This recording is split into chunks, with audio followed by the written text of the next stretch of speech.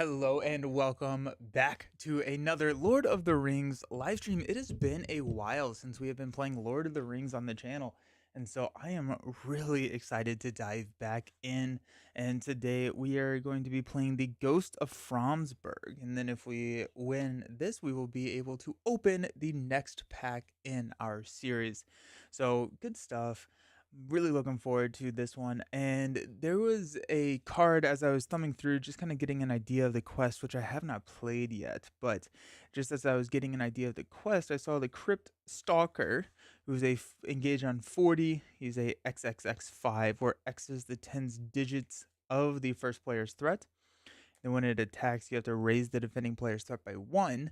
And so seeing that, like, XXX, where that's the tens digit, it made me think of hobbits, and I realized I have not played hobbits in a while, and so I think we're going to be building a hobbit deck. And the hobbit archetype in the game is all about keeping that threat low, below 20, using secrecy cards and stuff like that. And so yeah, I haven't played it in a while, and I figured, you know what, this is probably a decent time to break it out. So yeah. So I think we're going to be running at least a Sam in leadership. I guess we don't have to run Sam. Now that I'm thinking about it, we don't have to do Sam. We could do lore, tactics, and spirit, and then we have the Sam ally that we could play. But let's uh let's let's just dive in and look at the deck build. The quest we're actually going to be progressing through, it doesn't look too, I'm not going to say challenging, I'm going to say complex. Basically, there are these objective loots in here that we have to grab. Let me see if I can find one real quick. There we go. The Old Lantern is one of them. So we're going to be finding cards like the Old Lantern and grabbing it. Um, and three stages of the quest, there are three loot cards. You have to grab a loot card to progress, and that's kind of what it is. So let's do that. It's been a hot second since I've opened this binder. Let's just look at our Hobbit heroes and what we have available to us. So we have Samwise Gamgee, really solid. 3113. It's gonna be hard to, I think, build a Hobbit deck without Sam in it. Just that low threat, the ability to ready. I do like Sam. We've also got in lore, we've got Pippin. So each enemy in play gets +1 engagement cost for each Hobbit hero you control. We got Full Folco Bovin. -1 threat cost for each Hobbit hero you control. He starts at 7. We can discard him to reduce your threat by 7, limit once per game. And so if we are running 3 Hobbits, he's actually starting at 4, which is kind of crazy. And then we have Bilbo. The first player draws an additional card during the resource phase. I think if we are going to go green, I think Pippin is the route to go there. Yep, no more hobbits here. I do believe we have a new blue hobbit, though. Maybe not. So we have Pippin here. If each hero you control has the hobbit trait, Pippin gains response. After an enemy engages you, raise your threat by 3 to return the enemy to the staging area. Probably not worth it. I don't love that. I do like Frodo. After he's damaged, cancel the damage and raise your threat by an equal amount. We have Merry. After an enemy is revealed from the top of the encounter deck, we can exhaust Merry to reduce your threat by that enemy's threat. And then Fatty. We can exhaust Fatty to choose an enemy in the staging area. Raise your threat by that enemy's threat until the end of the phase. That enemy does not contribute its threat to the total in the staging area. And in tactics, we have Merry. So if we're going to use Merry in tactics, we cannot use him in spirit.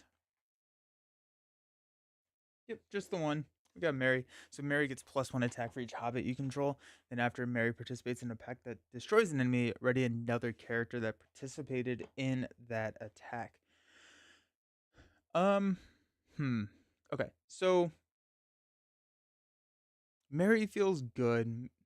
Hey, Massafar, Lord of the Rings Friday, let's go. Hey, Canadian Mustache. Hello, how's it going? Welcome. I like Merry. I like the access to damage that Merry gives us. I do think with all of the locations, it's a fairly heavy. Oh, nice glare. Fairly heavy location quest. I'm thinking that we probably want to run some sort of spirit as well. So I'm thinking it's going to be Sam. If we go Sam, Mary, Frodo, that feels like a lineup that we have done before. So it kind of makes me want to do something that's not Frodo and Spirit. I do think we do need Spirit. We could go. I don't like Pippin. I don't think Pippin is that exciting. Um. Hey, thank you for the subscription. Thank you. Hope you're doing well. Appreciate it. Appreciate it. Let's grab Sam. Boom. Let's grab our. We just go like full tribal and just have fun with all of the hobbits. That sounds kind of fun. So if we see a hobbit ally, let's go ahead and grab them as well. Do we not have any hobbit allies in purple? Maybe we don't. Oh, there we go. Outlands. Kenai took after this enters play, reveal the top card of each player's deck. We can return it to discard the top card of each player's deck. I don't think I want that. What are the color dot stickers for? Hey, pray for M. Walsh. Color dot stickers mean that they go back into the binder. And so if I have a ally like the warrior, I only keep one copy of this card in the binder. And then all of the other cards over here to my right, and they're organized by like alphabetically. And so when I'm sorting, I just am able to flip the cards upside down and then look in the bottom left here. And so I can just take out anything that goes back into the binder to make sure that all of the cards that are in the binder make it back in the binder.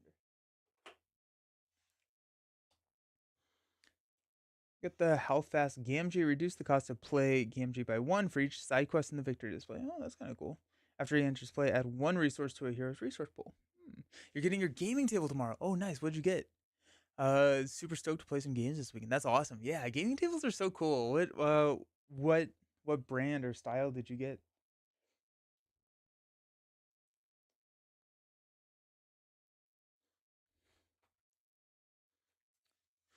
I'm also looking for cards that are secrecy or cards that deal with having a low threat. Or honestly, we could go cards that raise our threat, and then we can use our spirit stuff to reduce our threat. That could be kind of fun. Um,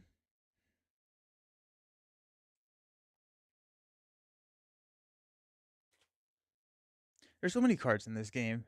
Attached to a Hobbit hero, attached gets +2 defense while defending against an attack made by an enemy with an engagement cost higher than your threat. Let's go ahead and just grab the Hobbit cloak. Go ahead and grab 2 of those.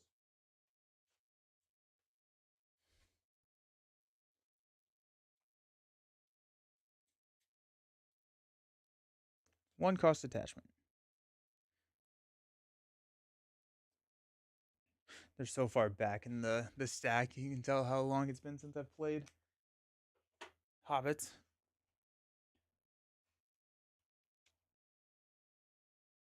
Noble characters. Allies probably do want to go sneak attack for here. Might as well just go to that sneak attack. Gandalf Staff of Leberthron, attached to a Gondor Hobbit. After the attached hero exhausts to defend against an attack from an enemy with an engagement cost higher than your threat, you can exhaust this to discard a shadow card from that enemy. Oh, that's cool. Let's grab 2 of those. So now we can figure out a way to set up a defensive strategy. And that may be Sam. So if we have Staff and the Cloak, Sam at that point is going to be defending for 4. And then the Staff is going to be discarding uh, the Shadow card. So we can kind of make sure that we are going to be consistently not taking damage. So that's pretty cool.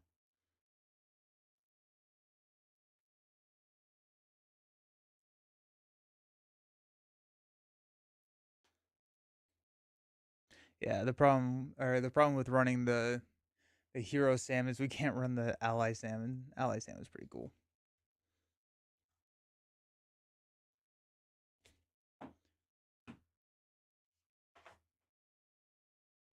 Anyone else have any exciting weekend plans? The other option that we could do is go outside of Hobbits. We could go like Sam, uh, Mary, and somebody else, and not go all in on the Hobbit strategy. We could do that. Got a custom made table from a local woodworker. That's awesome. Yes. The design is similar to a wormwood, but thicker legs. Accessories lock into the cables without magnets. Oh, nice. Oranges. Oh, that's so cool. I love the local, the supporting the local woodworker. That's awesome. That's really cool. How long did it take them to make it? Because I know sometimes it can take a while to get those made. How long have you been waiting?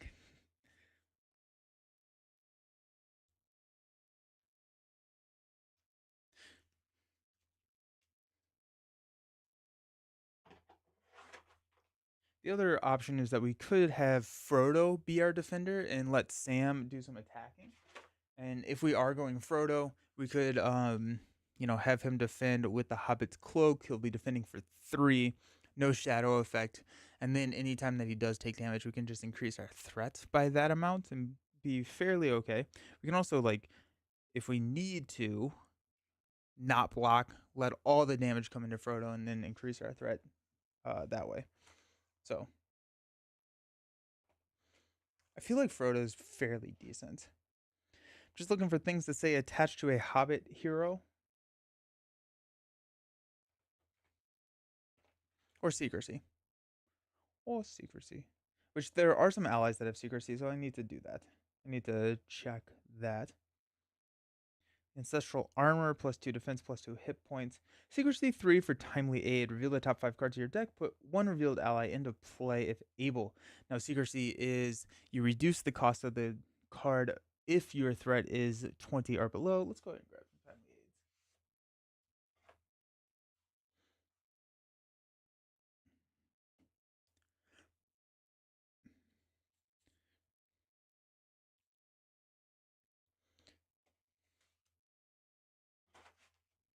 I wonder if there is a strategy to go timely aids into a very good tail. So timely aids, you're putting these cards into play for free. A very good tail. You can exhaust your allies to put more allies into play. That sounds kind of fun. Only 5.5 weeks to make it. That's pretty awesome. Um, I think it was a slower season because of the tail end of winter. It was also cheaper than any gaming table I would get online because of shipping costs. Nice. That's awesome. Yeah, I got a wormwood from the Kickstarter, the modular Kickstarter, and I if I was to do it again, I think I would try and go local. That's awesome. That's really cool. 5.5 weeks is not bad at all. Really cool. Looking for a secrecy. I know there's one in here somewhere. Where are the secrecies? Secrecy 2, Rivendell Scout. Sure, why not? Free allies are fun. I think what will run into an issue is we may have more resources than we do card draw, and so drawing into these 0 cost, lower impact cards may not be the. Why did I grab a green? May not be the most um or the highest impact that we can have, but why not, right? Rivendell Scout.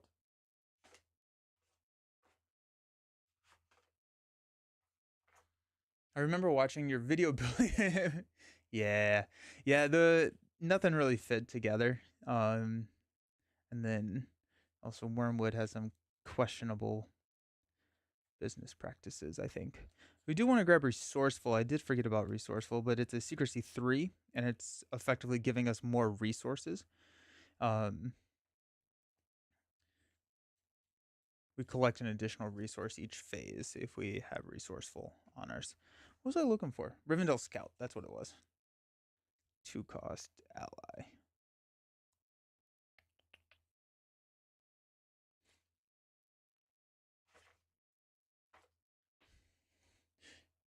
That was such a funny table. I went into our funny video. I went into that video with such high hopes of like just excitement and like I was gonna put it together and then nothing fit and then it was like it yeah yeah.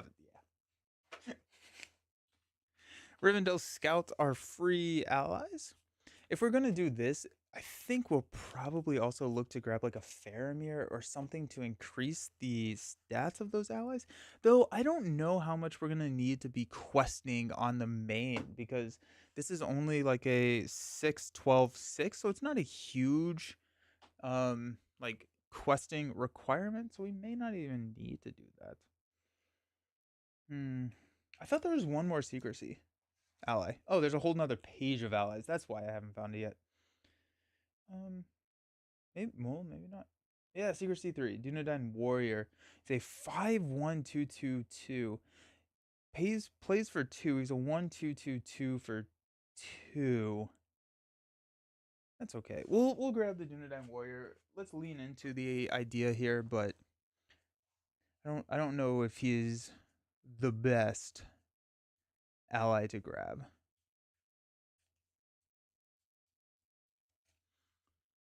Nice thing about local 2 is that if there's anything you want done differently, oh yeah, very true. Yeah, you got your buddy into Marvel Champions last week after playing Spider-Man and Iron Man. Nice. The gaming group got him the core, oh, nice. And some hero packs for his birthday. That's amazing.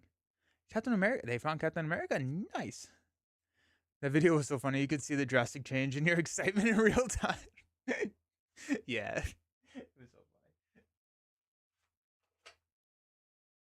I bought that table as a graduation gift to myself when I graduated with my master's. There we go. The Dunedain Wanderer. Let's go ahead and grab the Dagger of Westernisi, Nici, which gives us a +2 attack if the enemy we are attacking has a higher engagement cost than our threat, which is the entire point. Hey, Derek, how do you organize your Lord of the Rings cards in the binder? I see a ton of Gondor here. Do you do it by trait? Kind of, yeah. So each one of the main sections are organized by aspects. So we go leadership, lore, spirits, tactics, elemental PQRS. Yeah. So they are alphabetical. I was about to say they're alphabetical, and I was like, does S come before T? Yes, it does. So I put the heroes first. Then it goes into like the allies, and within each subgroup, if there are traits, I try to group them together. So like here's a lot of the Gondor stuff. Same with like heroes, like dwarfs here. There's not necessarily like a real like dwarves are always first. It's just kind of where they landed. So then I go allies sorted by traits. Then I go into the side quest here, and then card by cost. So zeros, and then they increase until I get into the higher cost cards. And here I try to organize them like these all deal with dwarf cards, but sometimes I get lazy. Uh, because whenever you open a pack and there's like one dwarf card, then you have to shift all the cards. And it's just like, yeah, sometimes I don't care that much. But yeah, so sometimes, ideally, they would all be like grouped together by if they affect the traits, and those usually go first. So like Dunedain, Gondor, Hobbits, and then as you progress through, like now here's like Sylvan, but now like some of these don't deal with specific traits. I say that, but they all kind of do. So what was I doing? Yeah, I was building a Lord of the Rings deck. That's right. I do like what lore brings to the table for the Hobbits. I think we have a couple of decent cards with the Hobbit stuff in lore. Um, and we could get into card draw with lore. Part of me wants to.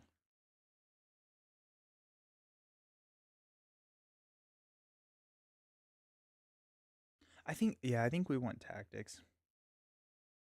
Let's just do it. Let's just do it. Yeah, it's always best to wait a very specific organization method until your collection is done. Ballpark is good enough as you're at. Yeah. Got it. I'm thinking of reorganizing. I have them set number now, but it feels a little random. Yeah, I like organizing them by sphere of influence because then you can kind of like really quickly like build a deck for that sphere. I forgot that I have Dane. I want to build a Dane deck, but we're already down this rabbit hole, so no, we're already down this hobbit hole. Sorry about that. That was very close to not being a good pun. Um, Frodo has 2 defense too. Let's just grab Frodo. Frodo seems really good.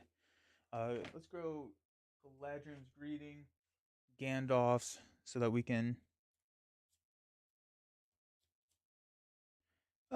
Actually, I think there is a argument to be made to do one Overhill Underhill Gandalf here, instead of the 3 core Gandalfs, because if we are going to be able to keep our threat super low, we can then use that Gandalf and keep him around. I think we're going to do that. Let's go ahead and grab 2 of these Gandalfs. Let's grab 3 greetings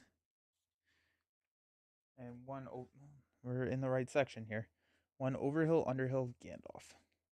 And we're also going to grab one Glorfindel, discard him or play him, but I think we're going to have a pretty decent number of resources.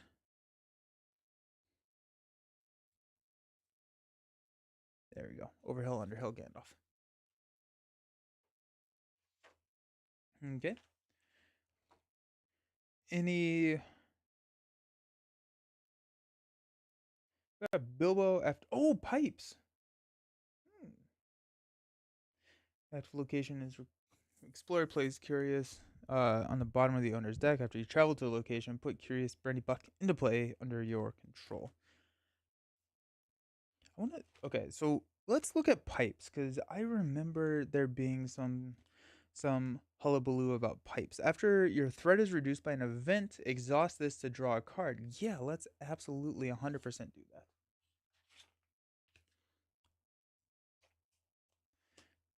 Attached to a Hobbit character for our pony. Our pony gives us quest action. If the attached hero is not committed to the quest, we can exhaust the pony and commit the attached hero to the quest. Seems okay. Seems not too bad.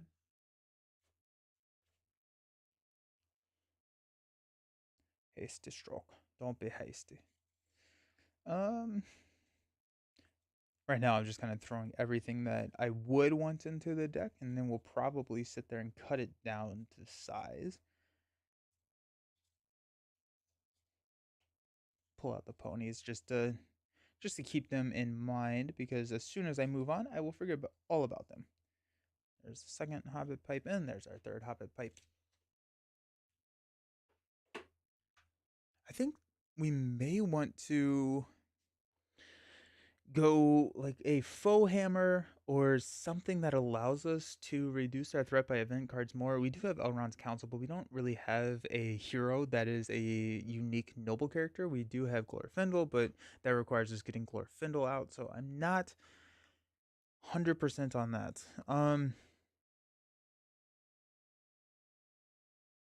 By an event card. So that would just be Galadriel's Greeting for the Hobbit pipe. So far. We do have what is faux hammer. What's the faux hammer? Isn't there a faux hammer that reduces your threat? Oh, after your threat is raised by an encounter card effect, reduce your threat by an equal amount. There you go.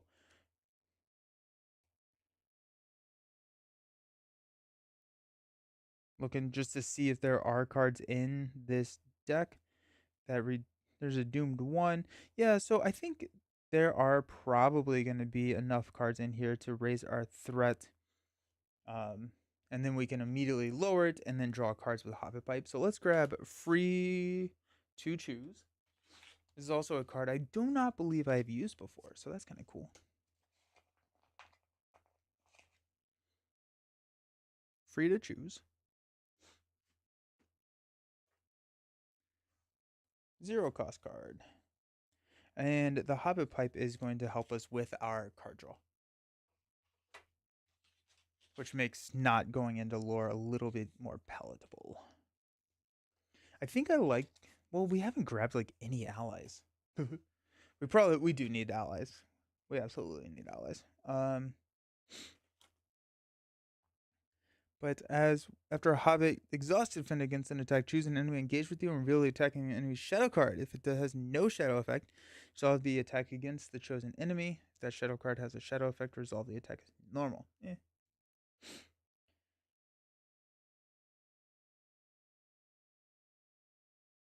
Oh, choose a hero. That hero gets +2 willpower until the end of the phase. Then, if your threat is 20 or less, this is the first time you've played a copy of Courage Awaken this round, return this card to your hand instead of discarding it. That's cool. That's a fun little design. Let's grab those.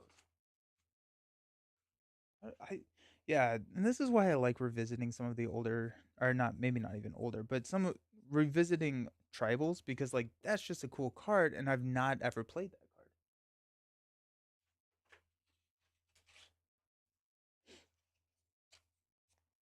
There's something that deals with pipes. There's another card that deals with like how many pipes you have, I believe. If anyone remembers what that is, that'd be great. Will of the West. Choose X questing Hobbit characters you control. Ready each chosen character and remove them from the quest, then reduce your threat by X. The 11Cs. Let's try it.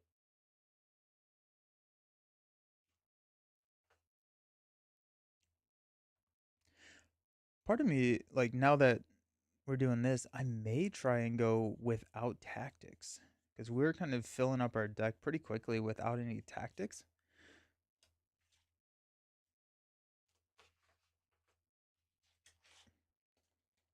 Play only after the staging step. Dwarf Pipe. Backtrack. Fearless Scout.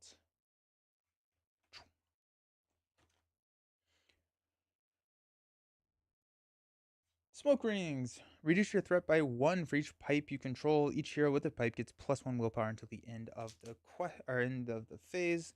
There it is. I'm kind of excited about these pipes. These smoke pipes. And like all the pipes energy. Like I've done a little bit of pipe stuff before, but not a ton.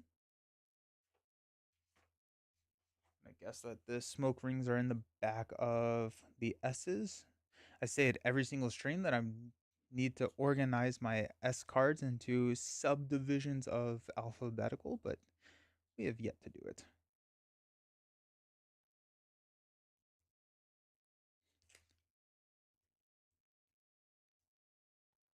Okay, so I'm thinking that we're looking at a lot of cards right now. We may have been a little bit overzealous on how many cards we're going to be, how many cards we can put in the deck, but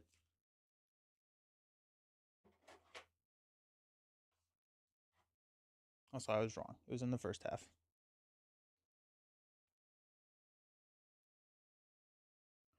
Come on.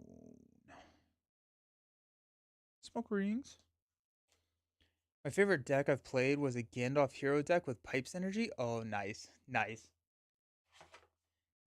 Is there any Pipes Energy stuff that I'm missing? And I may not have all the pipe stuff, but just kind of curious.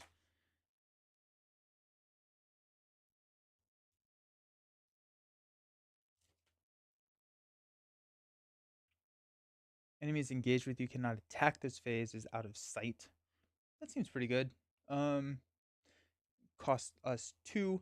We've got Secrecy 4. After a non-unique enemy attacks you, put that enemy on the bottom of the encounter deck. If your threat is lower than that enemy's engagement cost, raise your threat. Yeah, I want to do that. Maybe grab 2 out of sights.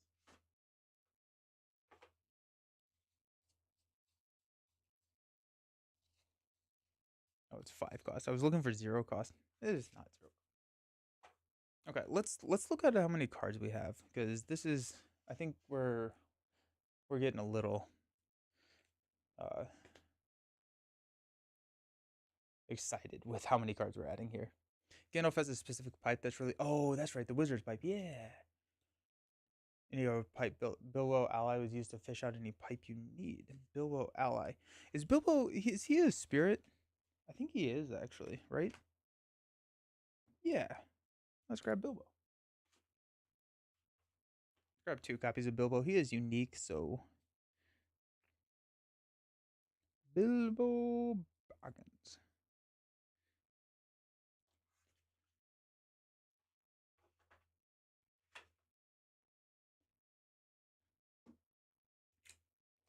Okay.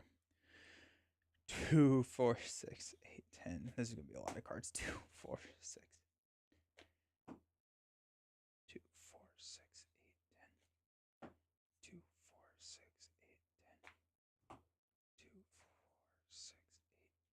Okay, we're only at 52 cards, not counting the ponies. And that's before we've even really looked at tactics, which let's go Bisphere rather than Trisphere here, just because that seems fun.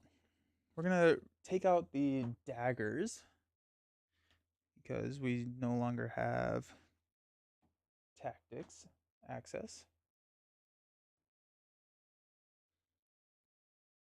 And I do think that we need some more allies or something to help with damage at that point. We could go Glorfindel. I have run that lineup before. It's a pretty fun lineup. But Glorfindel kind of like has the same like low threat, so that feels pretty good. Go Pippin here. We go Eowyn. But I think I want something with a little bit more attack, right? Because we're looking at not a ton of attack. We've lost our daggers, so we don't even have the attack from that. So I think we do need something with attack.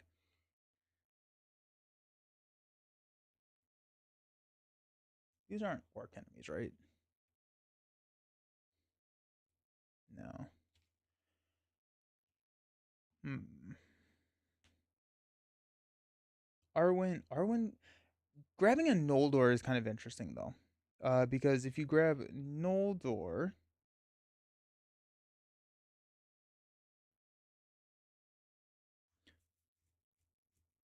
you can run Galadriel's Greeting and draw more cards. Let's look at our. Let's. I want to look at Kurdan's ring. I've kind of forgotten what Kurdan's ring does, but I think that could be kind of interesting. And that would start us at 27, so we would have some work to get down into that secrecy range, but not impossible.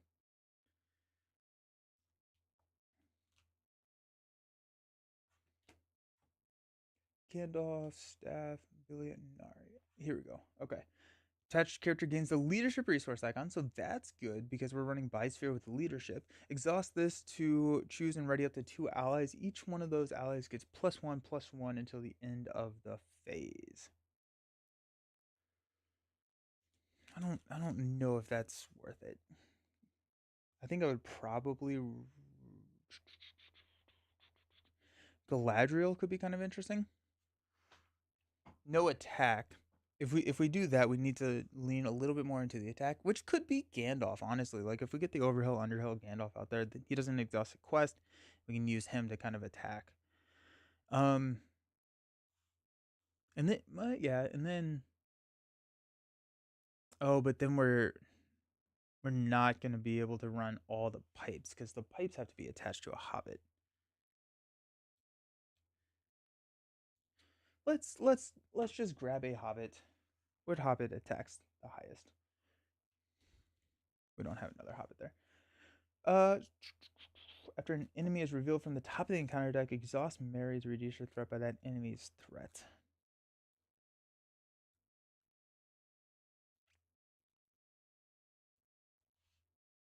Let's do it. We got Mary. Mary, Sam, Frodo. I like it. I feel like that's pretty decent. We have honestly no, we need more allies. I was gonna say we have like 2, 3, 4, 5, 6.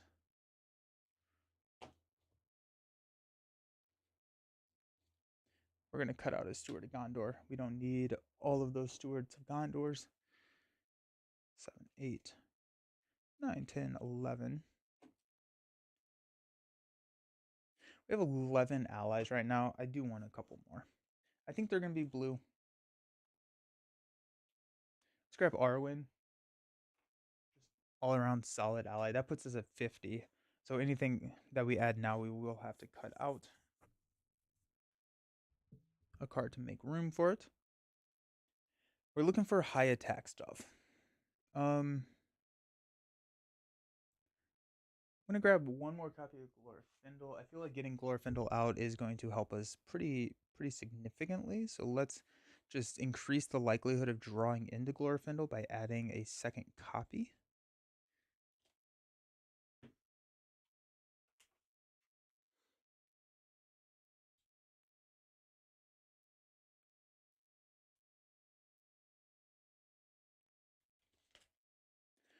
There we go.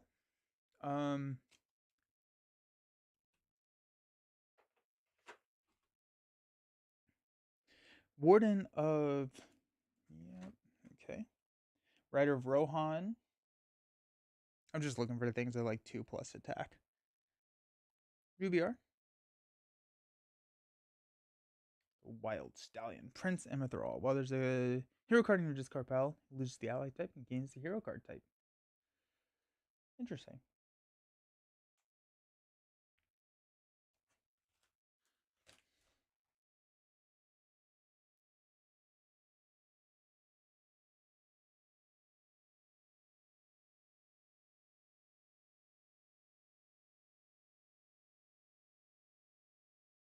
Let's just go Northern Tracker.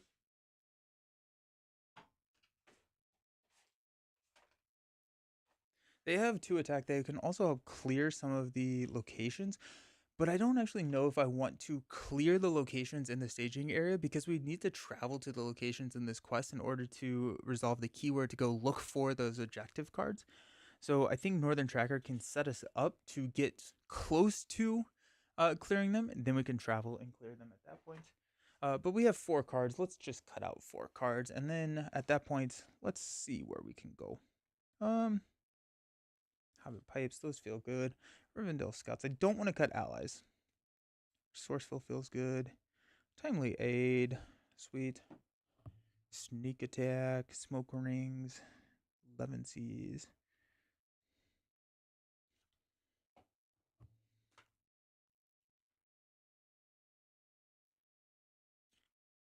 Cut out a second Steward of Gondor. Since we have resourcefuls in there, like we have a lot of resource fixing, so I think we'll be fairly okay. So we cut out Steward of Gondor. We have 3 cards left to cut. Hasty Stroke. How often are we going to be taking attacks? Gets +1 if it destroys a character. Additional attack. Raise your threat by 1. Raise your threat by 1. Non-objective attachment you control. I hate that. I'm never sad to have drawn Northern Tracker. Yeah, right? Daggers go over there.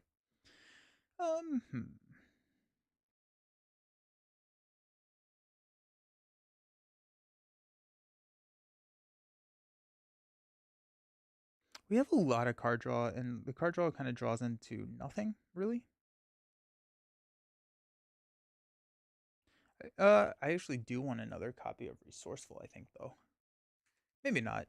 Maybe I don't need another copy of Resourceful.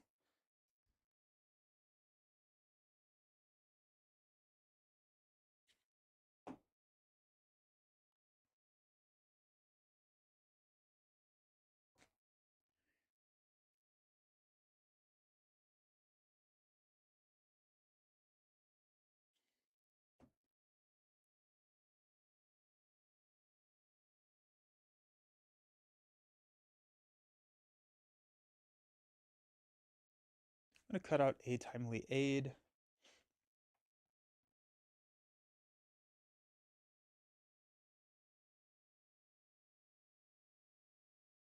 I'm going to cut out a Out of Sight. Because we do have some defensive abilities, having one of those as a panic button, I think, could be good. And let's... Free to choose. How many of those do I have in here? Let's cut out. We'll go down to 2 copies of Free to Choose. That puts us at 50. What did I say that we wanted, though? Just said another resourceful. I think I said something in my head. Is anyone out there a mind reader? Just check our basic cards here.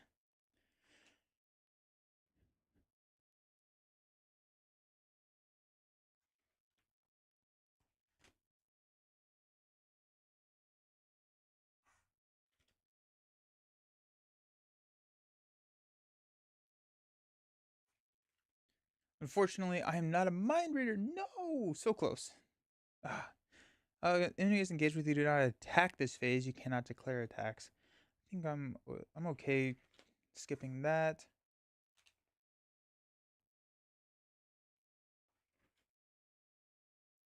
We could go resourceful. Nah. Let's just run it and see what happens because I am itching to play at this point. Oh. Alrighty. So we have Sam, Mary, and Frodo. I do believe that this is a unique to this stream lineup now, so that's pretty exciting. We're gonna have Sam put him right here because let's be honest, he's the real hero. Uh, so Mary is a 6-cost 2/1/1/2. After an enemy is revealed from the top of the encounter deck, we can exhaust Mary to reduce our threat by that enemy's threat. For Sam, he's an 8-cost 3/1/1/3. After you engage an enemy with a higher engagement cost than your threat, we get to ready Sam. He gets +1 to all of his stats until the end of the round.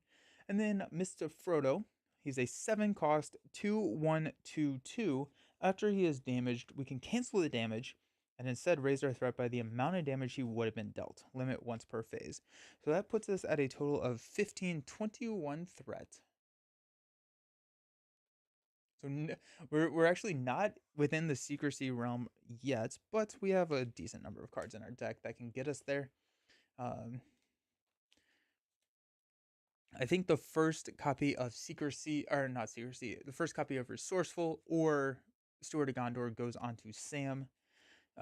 Just because we have a dual income for spirit already, might as well just smooth that out.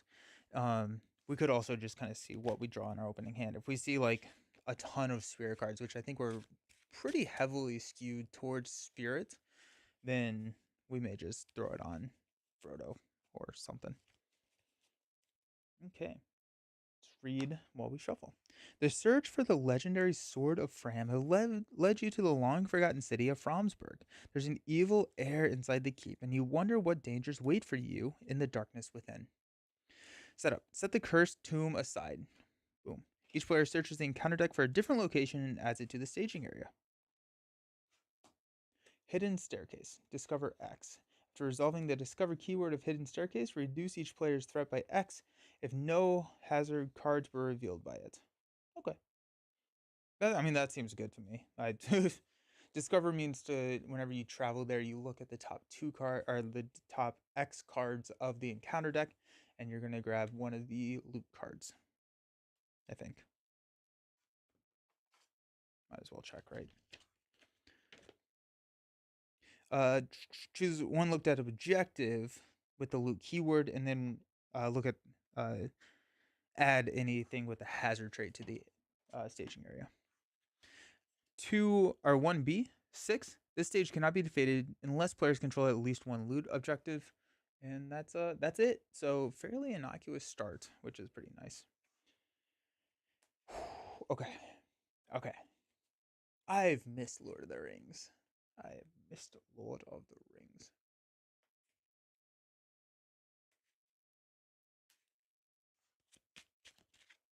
Okay. Boom. We got 6 cards. 2, 4, 6. Rivendell Scout, Hasty Stroke, Test of Will, Smoke Rings, Dunedain Wanderer, and a Hasty Stroke. That's a mulligan for me. I don't have anything to reduce my threat. I have a lot of things I deal with when I reduce my threat. I don't have the pipes. I don't have I have Secrecy. What would I have drawn? A Glorfindel. Yeah. Let's try it again. It's always good when you flip 6 cards. You're like, I don't want any of those. I'm like, oh no, is my deck build bad? Yo. Okay.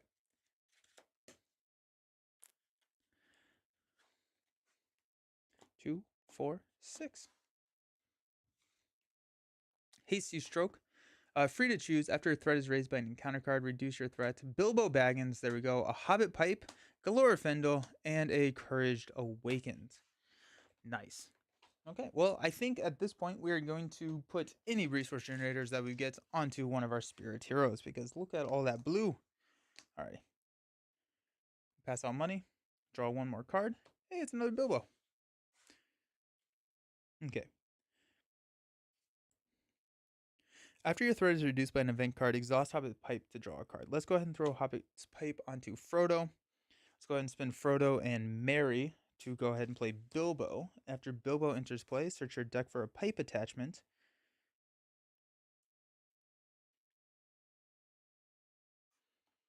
and then add it to your hand. We will throw a Hobbit Pipe onto Sam.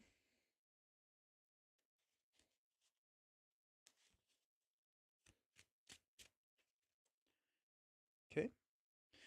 We have Courage Awakens. I don't think we really need it. Free to choose. So now if we raise our threat by an encounter card effect, we get to draw 2 cards with free to choose, which is pretty awesome. We don't have the money for Hasty Stroke, but here we are. Alrighty.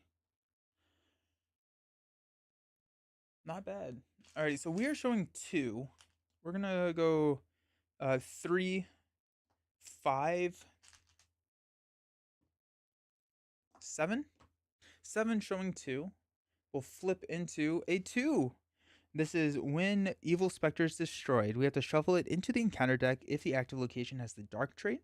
It's a 2/4/2/4, engages at 35, which ideally we will never be at. So we quested for 2, 4, 7, showing 4. We will add 3 to the stage, or to the main. Okay. And I think we're going to travel here. Let's just go ahead and discover X. So X is the tens digit of our number, so we're looking at 2.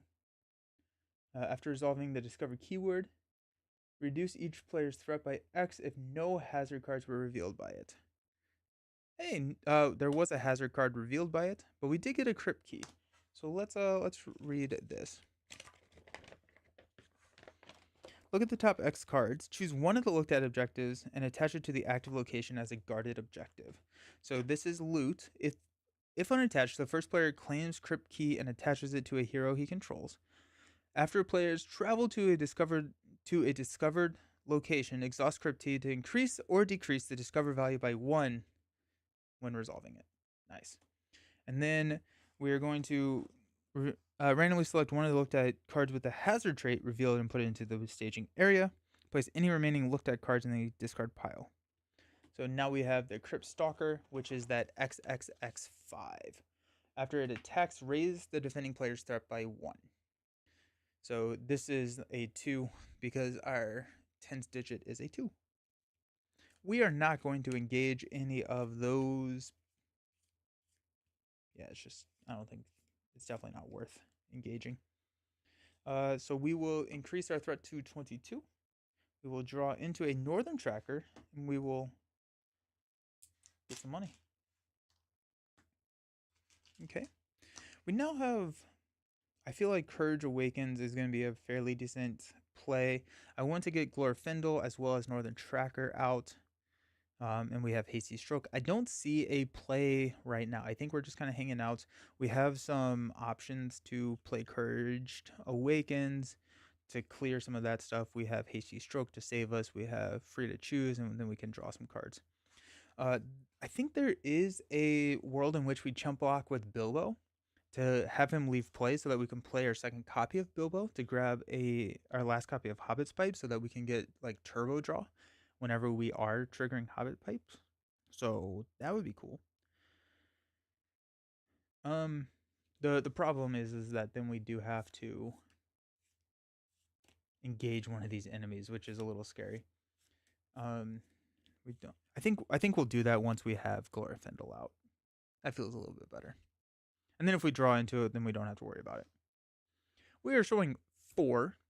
I do think we will be playing a Courage Awakens, but let's go ahead and go 2, 4, 7, 9.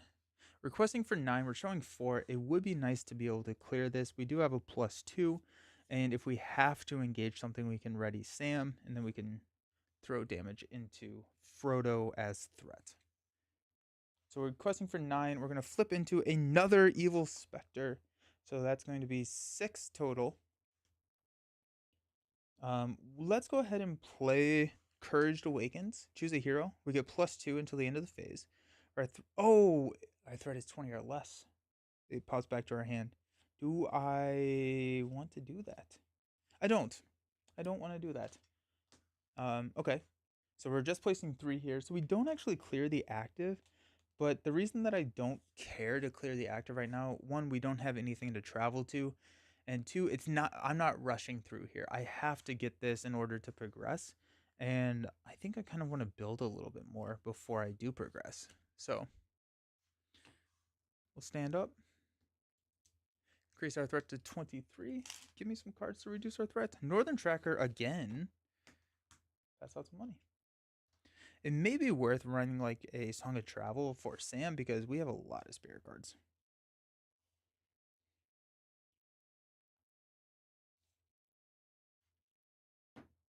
We're showing 6. Let's just go 9.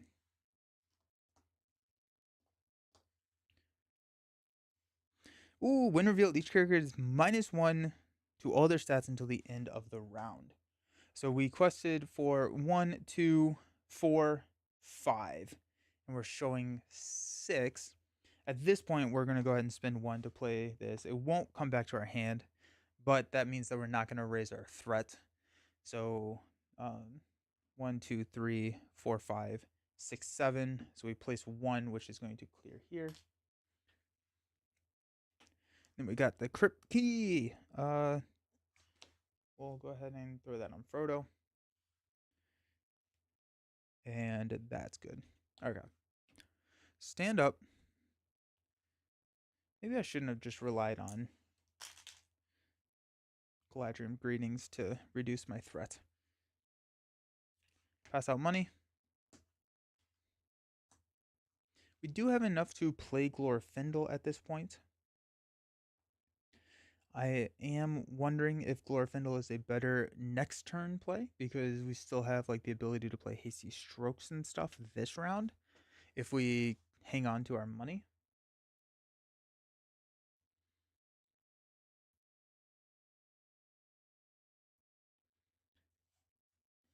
Okay, so if we engage one of these guys, Glorfindel and Sam can swing for 5 total. This is, if we go Mary, that can swing for 6, and we can take out the Evil Spectre. So that'd be swinging for 6. We need to reduce our threat, my friends. So I think what we're doing right now is just kind of hanging out.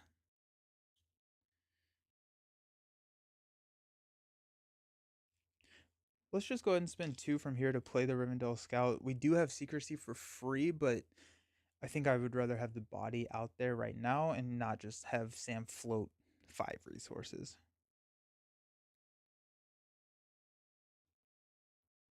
I don't think I want to push here.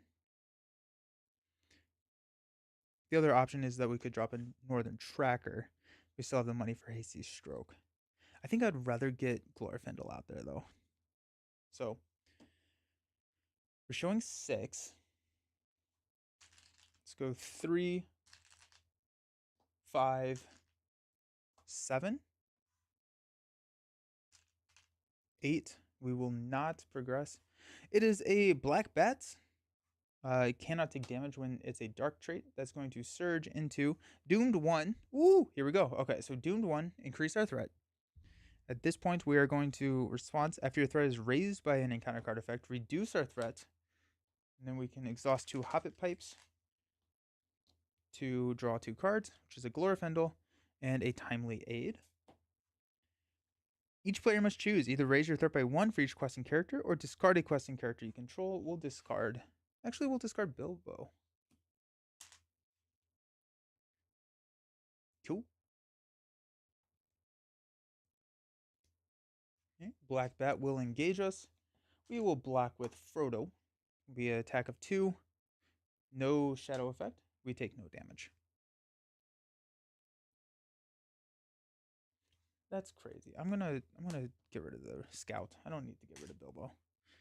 I don't need the Hobbit Pipe that much. I don't have cards that are reducing my threat, so getting another pipe out there is not actually helping too much.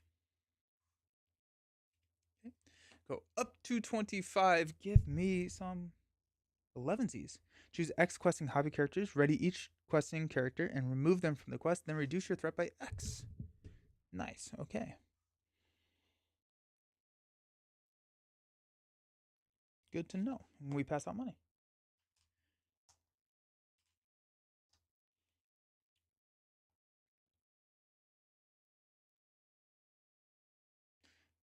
threat's at 25. Let's go ahead and spend 5 to play Glorfindel. Glorfindel is a 3/3/1/4. We can discard a card from our hand to ready Glorfindel, limit once per phase. What's nice is that we have another Glorfindel, so we can do this pretty easily because if he does leave play, we can play him from our discard pile. So we can pitch this Glorfindel and be pretty okay with that. I think dropping an 11 Cs would be pretty nice, drawing a couple more cards. We have a hasty stroke. We could also toss a Bilbo. I don't know if I need that last Hobbit pipe. So nice. Okay. So we are showing 6. Let's quest with 3, 5, 8, 10, 12. So what we're doing here is we're going 12. We're only showing 6, and I think we're going to be playing the 11 Cs to remove some of these from the quest so that we can set it up so that we don't progress. So 12 showing 6, we're going to flip into another Dark Bat, which is going to surge into a Forbidden Crypt. It's immune to player card effects. After it becomes the active location, discard cards from the encounter deck until an undead enemy is discarded and added to the staging area. Then attach a loot objective in the discard pile to it as a guarded objective. Cool. Alrighty. So that's 2, 4, 6, 8, 9. We quested for 12. So let's go ahead and spend 1 to play 11 Cs.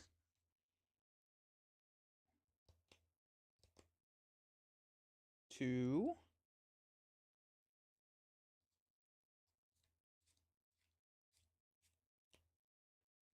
I don't really want. I'll just remove Frodo. Ready and remove Frodo. That's going to reduce our threat by 1 and reduce our questing by 2. Which means we'll place 1 here.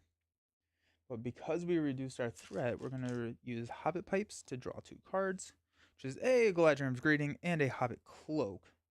Nice. Okay. Sweet. Let's go ahead and discard Glorfindel to ready Glorfindel. Nice. We will engage the Black Bat here. The first Black Bat, we will chump block with Frodo. It's going to be this one. Raise your threat by 1. Okay. We take no damage. This one's going to attack. No shadow effect. We will use Frodo. Actually, we're just going to throw the damage onto Sam. I don't know if there's direct damage in this quest, but we'll find out. Glorfindel will swing back and take out the Black Bat. Okay, let's stand up. What's nice here is that we do have a Galadriel's Greeting, which will get us into secrecy range. Increase our threat. Draw into a smoke rings. There we go. Okay, nice. Pass out money. I think this is a fairly decent round for us. If we go smoke rings, I was like, if we go Galadriel's Greeting, we can then play Timely Aid and get that out pretty easily. We can also play a Hobbit's Cloak. But then that leaves us without any money for Hasty Stroke. I don't know if I care, though. Let's go ahead and spend 3 to play Galadriel's Greeting. Go 1, 2, 3, 4, 5, 6. Hobbit's Pipe. Hobbit's Pipe will exhaust to draw into a Out of Sight and a Hobbit's Cloak. We are within secrecy now, so we can spend 1 for a Timely Aid. Search the top 5 cards of our deck for an ally. No, come on, give me an ally. Give me an ally. No! That's sad. That's what I get for... I feel like I have the worst luck with Timely Aid. I feel like there's been multiple streams where I've just whiffed on Timely Aid. Oops. Okay, well. Bummer. Spend 1 to play a Hobbit's Cloak onto Frodo. Spend 1 to play a Hobbit's Cloak onto Merry. We are showing 2, 4, 6, 8.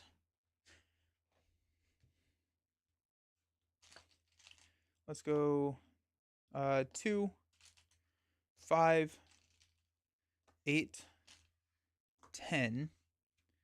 If we flip a... We would progress if we flip a treachery. I think I'm okay with that, though. Questing for 10. Oh, we got another evil specter. Jeez, this is exciting. Okay. So no progress is placed. We could go get another. I don't think I want to travel here yet though. So we're just gonna hang out. Black Bat is going to attack. We'll block with a Frodo. So it's gonna be 2-2. No shadow effect. We're good. And let's go ahead and pitch a Bilbo to ready Glorfindel so Glorfindel can attack the Black Bat and take it out. Okay.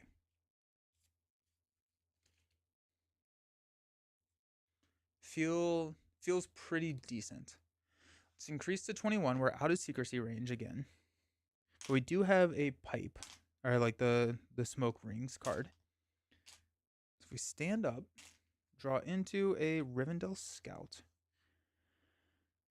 Okay. We'll pass out money.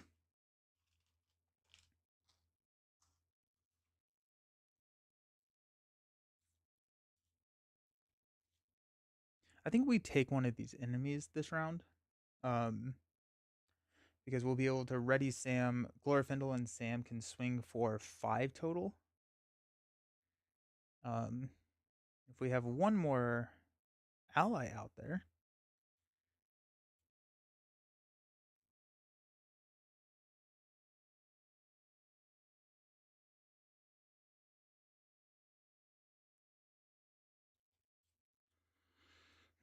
Um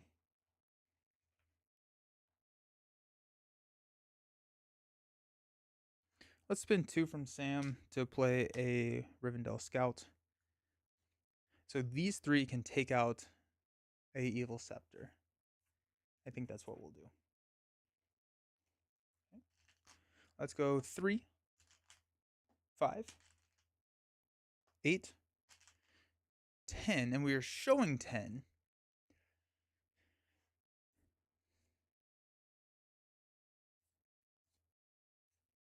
Yeah. 10 to 10. Cursed Tower. Discover 3 while it's in the staging area. It gains force after a player plays an event. Raise their threat by 1. So we increase our threat by 1, 2, 3, which is pretty tough. We are going to travel here. We're going to exhaust to only look at 2 cards.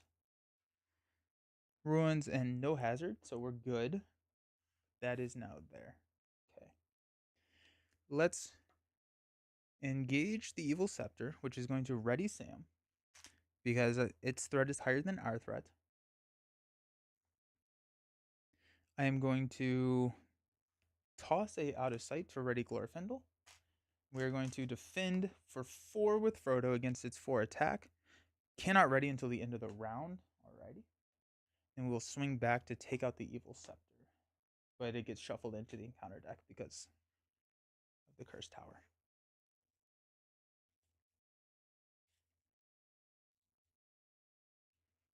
Okay. I'm a little concerned that we're just kind of stalling out here. I'm going to go up to 25. I need more threat control. We got the Dunedain Warrior. Pass out money. I think a Smoke Rings is probably in play this round.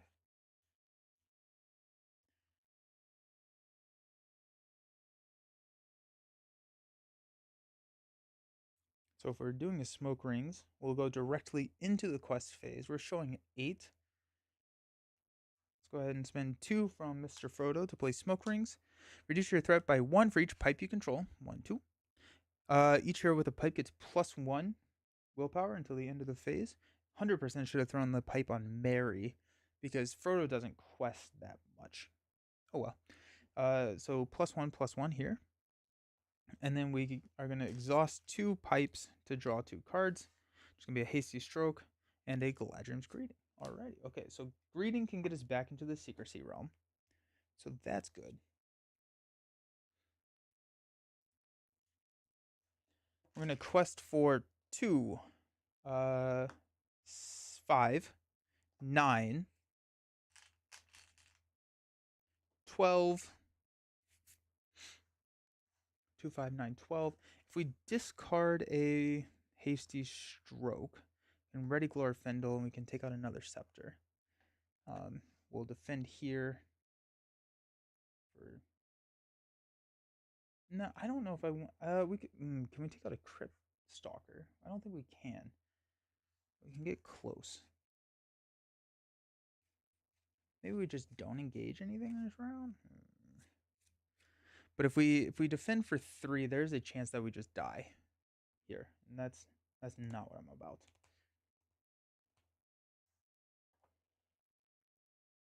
What did I say? We said 3, 7, 9, 12, showing 8. Let's do it. 12 showing 8. We could chump block with the Rivendell Scout. Flip into a werewolf. +3, +1 attack for each damage on it. After werewolf is dealt a shadow card with no shadow effect, deal 1 damage to it and the defending character. Say 3, 2, 1, 8. I'm thinking that we may need some more damage in the deck, potentially through allies. So that's 8, 11. We place 1 here. Okay. It only has a 2 attack. I think there's a world in which we take the attack here to werewolf. We can defend with Mary. We can attack back for 2, 5, 6. It's going to deal 5 damage to it. I think we need to take it out in 1 hit, actually. So, never mind. Okay, let's go up to 24. Let's ready. I'm a little scared with all the threats in the staging area. Draw into a Arwen. Okay, Arwen's nice. Arwen's a good pull. Because Arwen can help us with our defensive strategy a little bit. We do have a Galadriel's Greeting, which can turn Secrecy back on, which can get us out of Dunedain Wanderer. Pretty. That may be the play. I think actually what we're going to do is Galadriel's Greeting into a Dunedain Wanderer. Then we still have a money for Hasty Stroke, and then we can play these next round. So let's do that. Let's go ahead and spend 3 to play Galadriel's Greeting to reduce our threat by 1, 2, 3, 4, 5, 6. We will exhaust our 2 Hobbit's Pipes to draw 2 cards, which is going to be a Gandalf. Nice, okay. And a Test of Will. Then, since we are within Secrecy, we're going to spend 2 to play the Dunedain Wanderer. That gives us another little boost of attack, which is nice. Once we get Gandalf out there, that's pretty good. I think it would be nice to have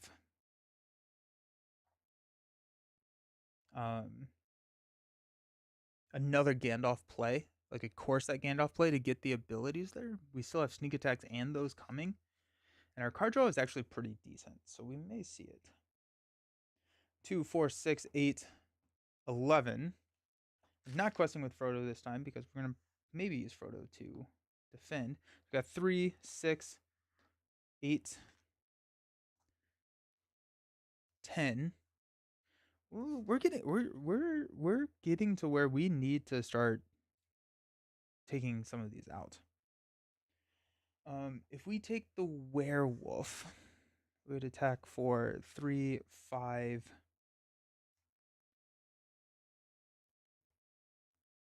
6, 7, 8.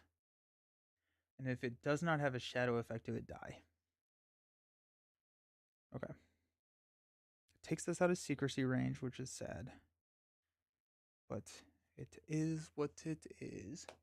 So we're questing for 10, showing 11. We're going to flip into a giant spider after it attacks and damages a character. That character cannot ready until the end of the round, which reminds me Frodo is exhausted, which changes everything. Cool.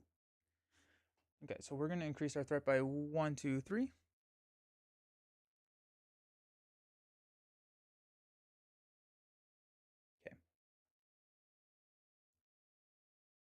Let's go ahead and engage here. That's going to ready Sam. It's going to attack. I think we're going to block with the scout here.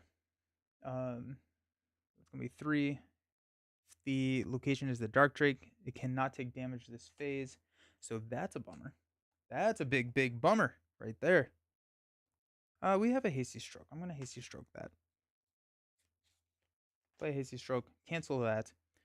So now we have a 2/4. Let's pitch one of these Northern Trackers. Ready Glorfindel, and we can take out the Giant Spider. Okay. Stand up.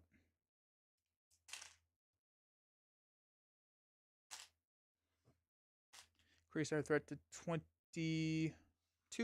We got a Hobbit's Pipe. Mary's got a Hobbit's Pipe. Okay. Oh, pass out our money. Sneak attacks and Gandalfs would be huge here because we could sneak attack Gandalfs and take out the Specters.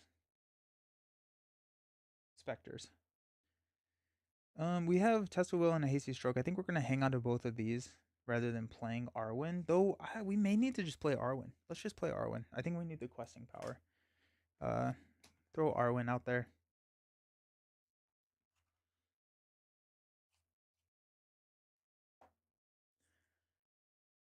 So 2, 4, 6, 8, 11.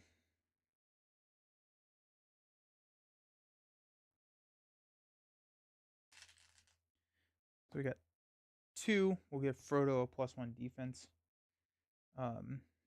4, 7, 9, 12, because we need to protect our threat. Flip into a Doomed 1. Each player must choose to either raise your threat by 1 for each questing character or discard a questing character you control. I don't know. Not raise our threat? We'll discard Bilbo, I guess. Okay. So that takes us down to 9, right? 5, 8, 9. We're showing 11. 2, 4, 6, 8, 11. So we have to raise our threat by 1, 2. We would have raised our threat by 1, 2, 3, 4, 5. So yeah, let's keep it there. Oh, brutal. We could Tesla Will it. No, we can't. We don't have enough. We don't have any money. Okay. If we engage one of these, like the Crypt Stalker, we can attack for 4 and deal 2 damage. It raises our threat. Let's go ahead and grab a Spectre. It's going to ready Sam. It's going to attack for 4. We're going to defend for 5 because of Arwen. So it's 4, no shadow effect. We're good there. And then we're going to attack for 2 back, which will deal 2 damage to it. Okay. We'll stand up. Increase our threat. Sneak attack. Now we just need the Gandalf. And pass out money.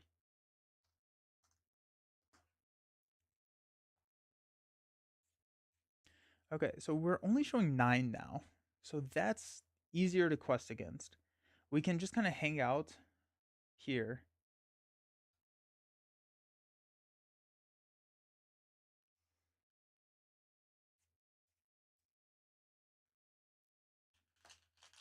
Yeah. Alrighty, so let's go 3, 5, 8, 10. 10 to 9.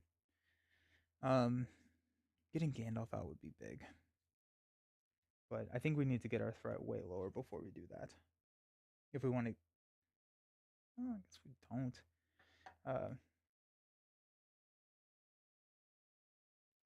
Yep, 10 to 9. Flip into another giant spider. Uh-oh. So that's going to raise our threat by 1, meaning that we don't have to engage the giant spider right now, which is good. I don't know if this deck works. We're going to get attacked here. We will block with Frodo. It's going to be 4 to 5. We're good. Then we don't get to ready here, actually. Ooh, that's bad. Let's go ahead and pitch a Hasty Stroke to ready Glorfindel, and then we can swing back and take out the Scepter, but it gets shuffled back in. Forgot that we weren't actually readying. Sam because we weren't engaging anyone this round.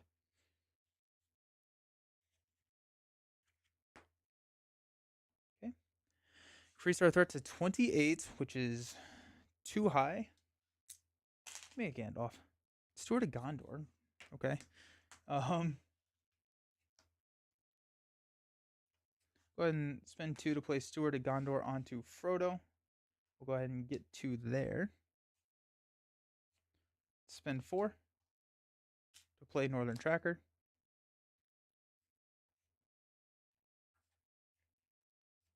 I like the idea of this deck. I think I need more card draw somehow. Merry isn't doing anything.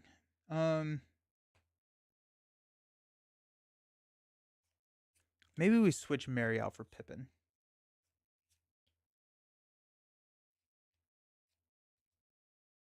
Or Glorfindel and just rock it. Okay, so we're showing 2, 5, 7, 9, 11. And we are engaging the giant spider without any benefits. So we're starting to get in trouble. Okay. 2, 5, 7, 10. Yikes.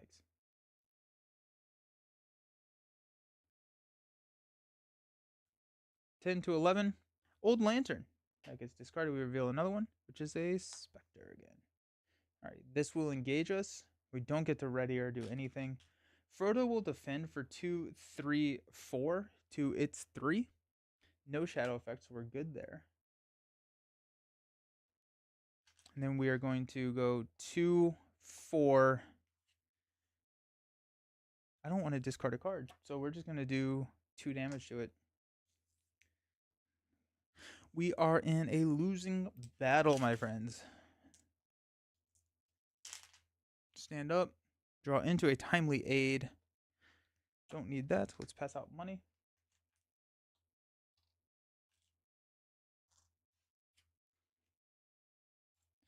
Do we just get Gandalf out there? Do we take the hit, throw Gandalf onto the table, and just have that for everything? I don't know.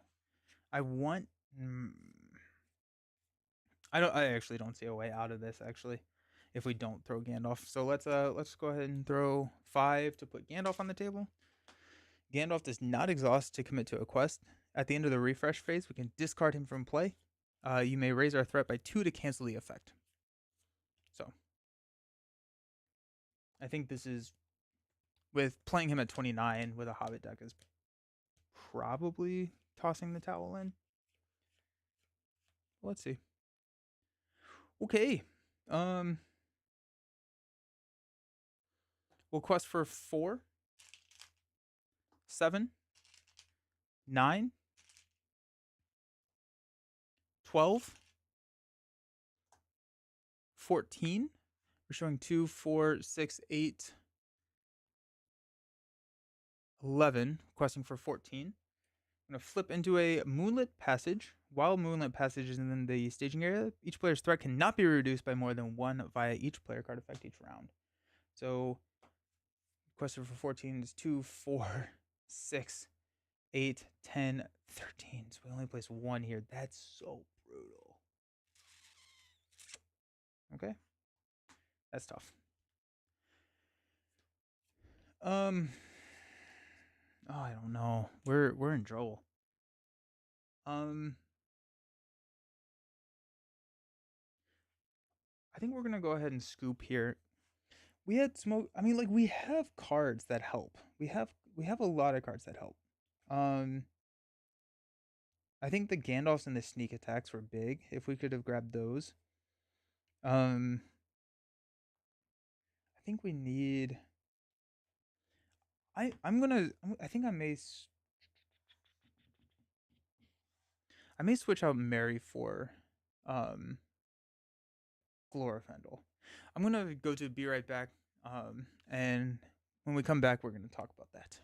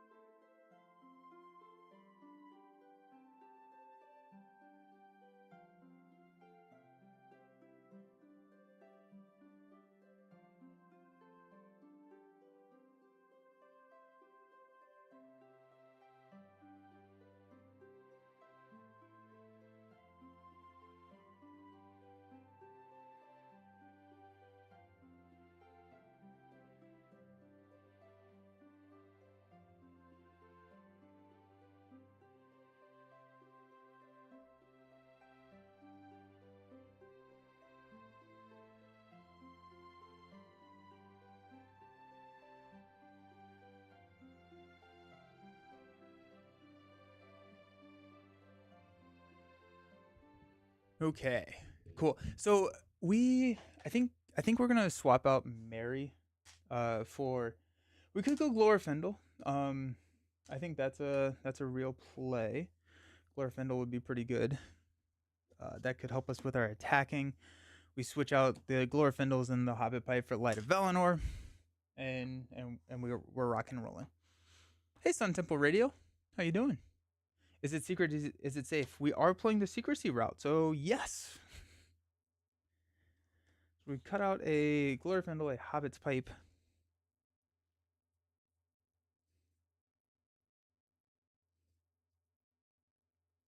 Still think we go with the Resourcefuls.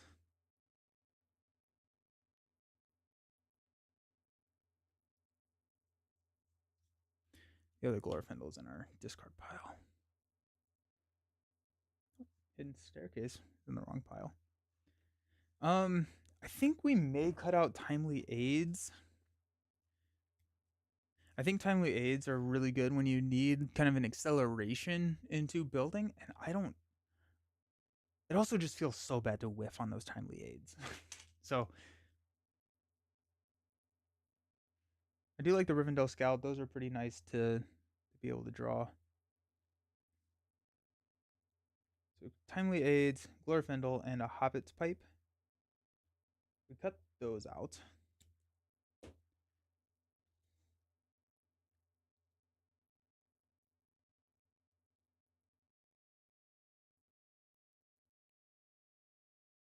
Just trying to see if there's anything else that we need.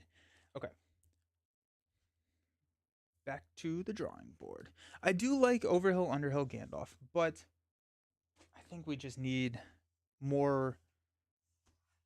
We needed a lower threat to play them. And so Glorfindel will help with that. Noldor, or Galadriel's Greeting, not Galadriel's Greeting, Elrond's Council will help with that. So there's just a lot of options there. So there's Glorfindel. Let's grab Elrond's Council.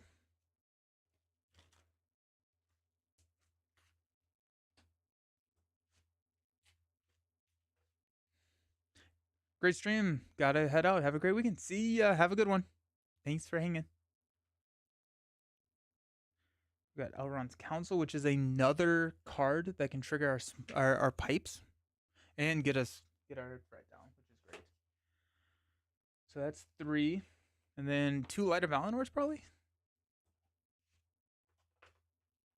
So fairly subtle shift in the deck build. Not too much changing, but I think it opens up the attack that we have. Oh, we don't want Mary. Ooh, where I put Frodo? I throw away Frodo.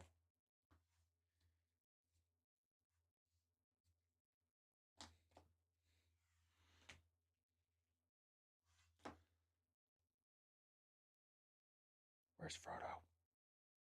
There he is. Yeah, turns on secrecy immediately. Yeah, it just feels like that's the call.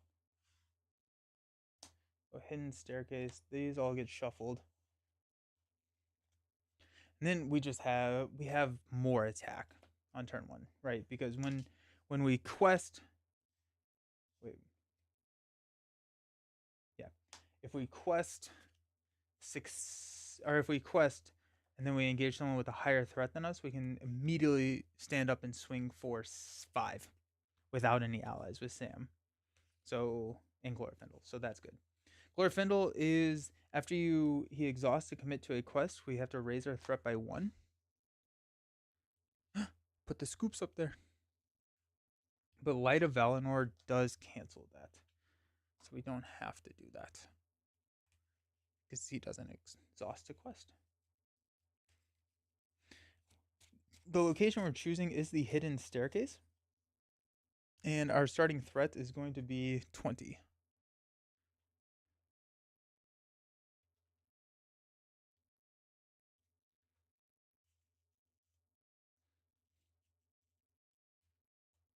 Nice.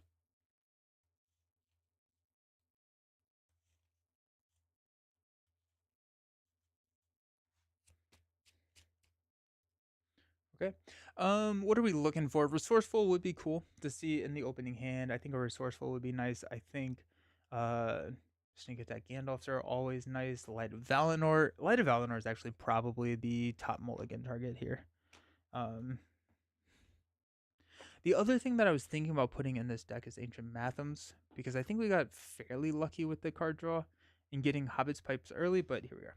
Elrond's Council, Staff, Northern Tracker, Hasty Stroke, Sneak Attack, and a Light of Valinor. That's good with me. I like it. Draw into a free to choose. Mainly, I like it because we can spend one to go Light of Valinor on Glorfindel and worry about the rest later.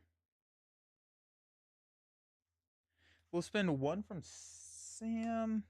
Do we want to spend one from Sam? What if we draw a Steward of Gondor next turn?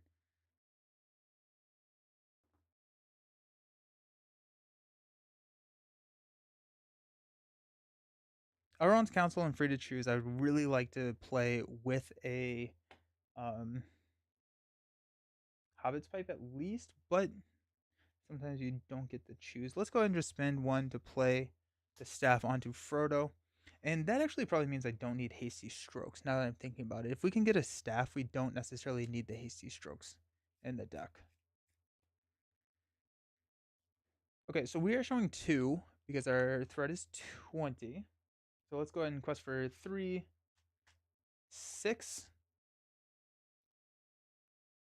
Showing 2. We're going to flip into a 2. So we're going to place 4 here. I'm sorry, we're going to place 2 here. We'll go ahead and go to the hidden staircase. Discover is 2. Uh, so we do have the old lantern. We've gotten pretty lucky with that actually. So that gets there. Then after resolving this, it reduces each player's threat by X if no hazard cards were revealed. So we're gonna reduce our threat by 2. Woo! Nice. Down to 18. Do we grab the Spectre here? We could defend for 2, raise our threat by 2. We would attack back for 5, which is not quite enough to take it out. So let's hold off on him. Okay. Raise the threat to 18. Draw into a Hobbit's Pipe. Let's go. Throw a Hobbit's Pipe on Sam. Now we have Elrond's Councils and everything that we can use to start drawing some cards. Beautiful. Way better. Oh, and I didn't even pass out money. Way better of a start than last time already. Okay.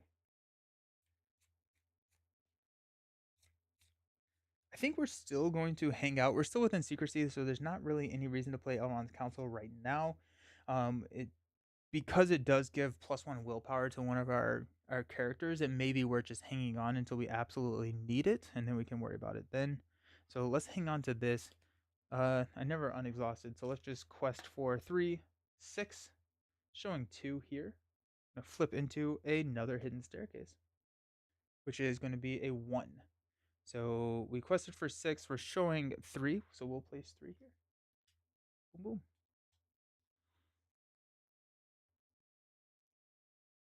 We're still not going to engage. I think next round we're going to be able to play Northern Tracker, which is going to be enough to allow us to attack to take out uh, our enemy here.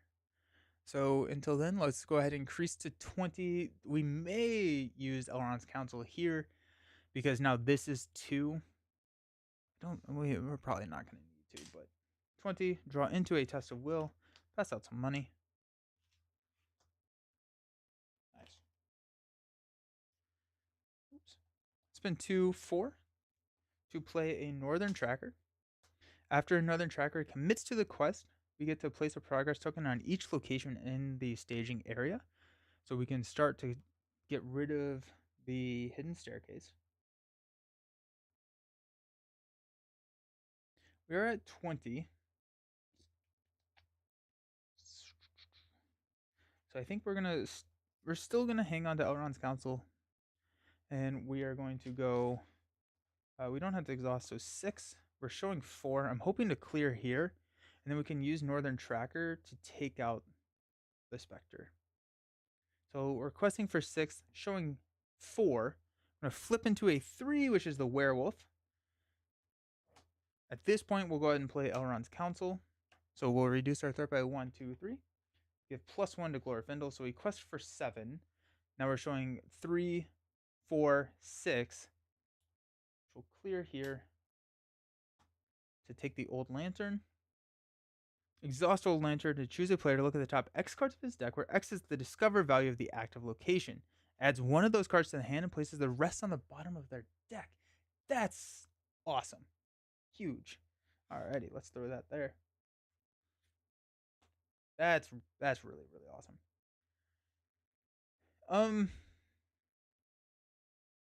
We'll go ahead and travel to the hidden staircase. So it's discover 1. It's nothing.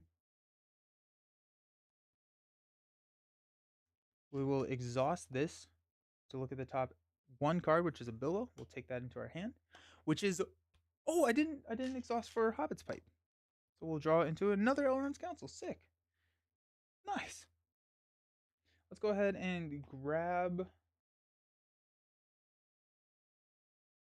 We need to spend 1 turn to take out the werewolf. So let's go ahead and grab the Evil Spectre. It will get shuffled back in, but that's fine. Ready, Sam. He's attacking for 4. I'm going to defend with Frodo. And after the attached hero exhausts to defend against an attack from an enemy with an engagement cost higher than our threat, exhaust this to discard a shadow card. So we take 2 damage. We're going to trigger our ability to raise our threat by 2. And then we will go 3, 5, 7 to take this out. But it does get shuffled back in because that has the dark trait. Much better start than last time. Okay. Stand up.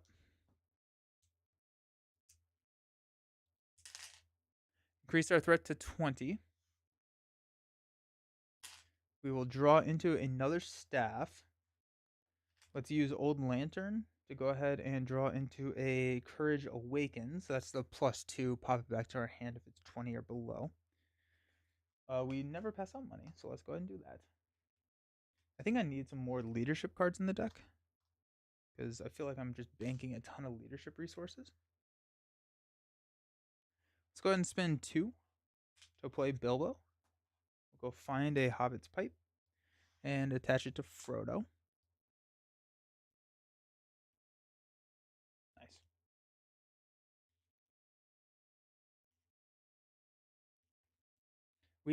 We're just gonna leave the werewolf out there, I think, for forever. I don't see any reason to engage that werewolf right now or anytime soon, because I would like to deal all of its damage at once. So that's 5, 7. We don't even have that much attack on the table. Okay. We're showing 3. Let's go ahead and quest for 6, 8. Flip into a Moonlit Passage. While it's in the staging area, each player's threat cannot be reduced by more than 1 via player card effects this round. What did I say? We quested for 3, 6, 8. We're showing 5, so we'll place 3 here. Nice. Not engaging. We're going to stand up. Increase our threat to 21. Secrecy is gone. I'm going to draw into a Overhill Underhill Gandalf, which right now I do not believe is playable. I want Overhill Underhill Gandalf to be out for a long time, and I don't want to necessarily give up the potential of sneak attacking in a normal Gandalf, because we're only running 1 Overhill Underhill. So, and we have a lot of card draw. We have a sneak attack here, so I think we're gonna hang on to Overhill Underhill for a little bit.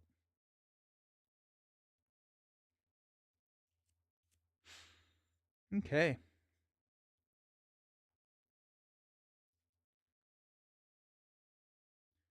We're not gonna play anything. We're just going to quest for 3, 5, 8. We're showing 5. I'm gonna flip into a Crypt Stalker. So X is the 10 digits of the first player's threat. When it attacks, we have to raise our threat by 1. So currently that is a 2. So we're showing 2, 4, 7. We requested for 8, so this one will clear. Okay. Let's go ahead and travel here. It is Discover 2. So we've got another one already. Nice.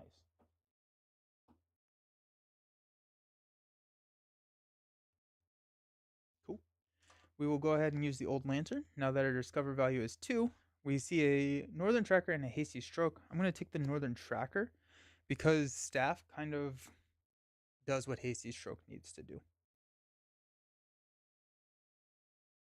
Yeah. And we also have a Hasty Stroke in our hand. Do we engage the Crypt Stalker? That's the question. We have 3, 5, 7, which is enough to take it out. Let's go ahead and take it. So that will ready Sam. The Crypt Stalker is going to defend or attack for 2. We will defend for 2, discarding the Shadow Guard. We take no damage. Everybody, we do raise our threat by 1 when he attacks. And then everyone will swing back to take out the Crypt Stalker. Wait, hold on. No. 2, 4, 7. That does have 7. Okay, cool. Yep, it's done. It feels good. Okay, increase our threats. We are getting into the spot where a Elrond's Council just barely gets us back into secrecy. Oh, there's another Elrond's Council. Nice. So it may be worth playing the Elrond's Council at some point to just kind of draw cards. While we're here, let's go ahead and exhaust this. We got a Smoke Rings and a Galadriel's Greeting.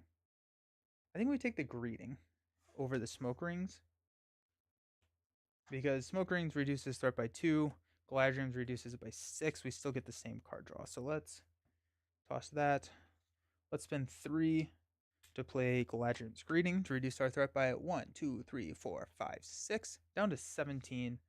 We will exhaust.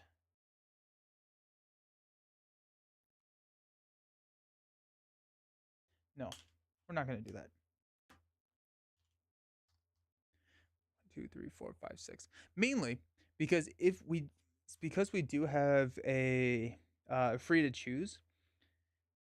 If we do get a card that raises our threats, we can use free to choose to draw like 2 cards, and then we can play Galadriel's Greeting like next turn or another time. But if we wait until after the staging step and after we see if we are going to be able to trigger this, then we can play this at any point in the round, and then we can draw the cards. If we play it now, we do get the benefit of being able to play any cards that we draw, but I don't necessarily see ourselves in a situation where we need to play those cards right now. And so I'd rather hang off to see if we can grab some card draw from free to choose, and if we can't, then just drop Galadriel's Greeting later. Yeah. Okay.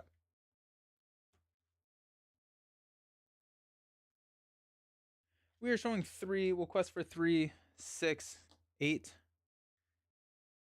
I'm going to flip into, there we go, perfect. So Doomed 1. So now if we had played Galadriel's Greeting, we would not be able to cancel the threat raise and draw the cards now. So next turn we can draw cards again.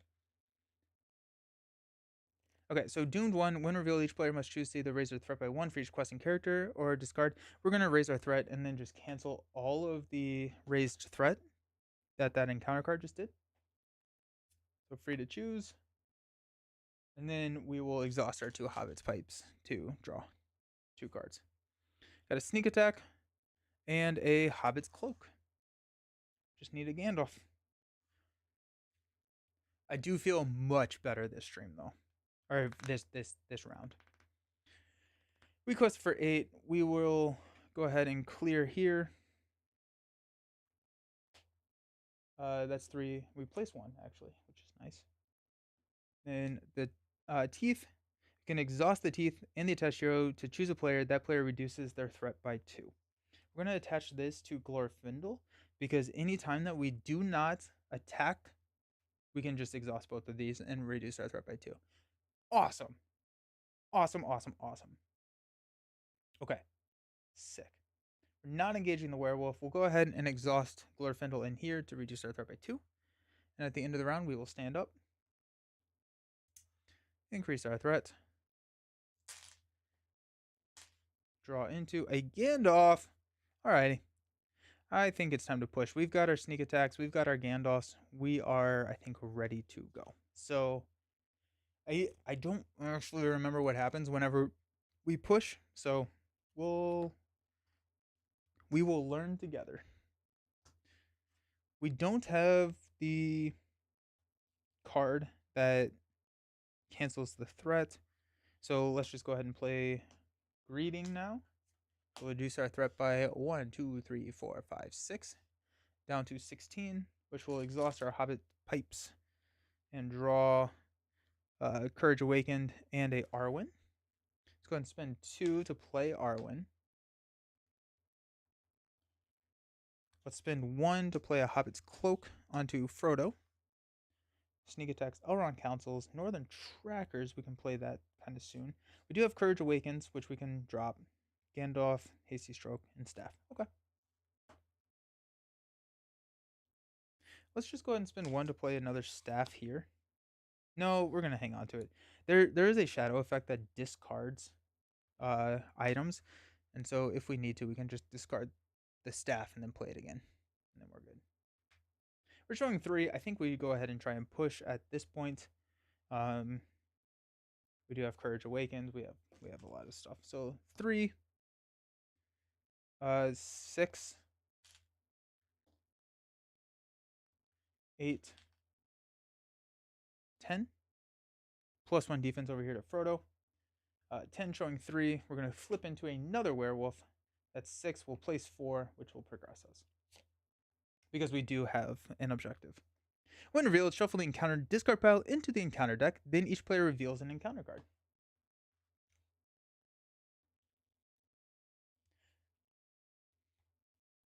Okay. We got 2B. Forced. At the beginning of the quest phase, the first player must choose either raise each player's threat by 2 or discard cards from the top of the encounter deck until a location is discarded and add that location to the staging area. This stage cannot be defeated unless the players control at least 2 loot objectives. Okay, cool. Our encounter card is a Forgotten Crypt. It's immune to player card effects. We need 12 here to move on. Perfect. If we travel here, after it becomes the active location, discard cards from the encounter deck until an undead enemy is discarded and added to the staging area. Then attach a loot objective in the encounter discard pile to that enemy as a guarded objective. Let's go ahead and do that. Discard until we get an undead enemy. Okay, and we do have there. So nice. There we go. The Evil Spectre. There. Boom. Just like that.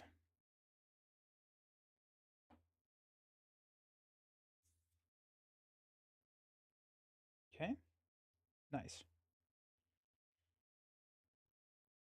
We're at 16 threat.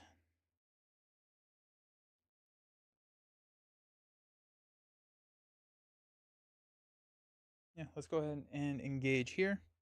That will ready Sam. Let's go ahead and defend with Frodo. We'll discard the Shadow card. He's attacking for 4. We are defending for 5, so we are good. If we deal 6 damage, there's 2, 4. I was trying to figure out if I could forego exhausting Glorfindel, but we cannot. We'll take out the Evil Scepter. This will get shuffled into the encounter deck because it is dark. And then we can attach Crypt Key to a hero we control, which will be Sam. All right, stand up.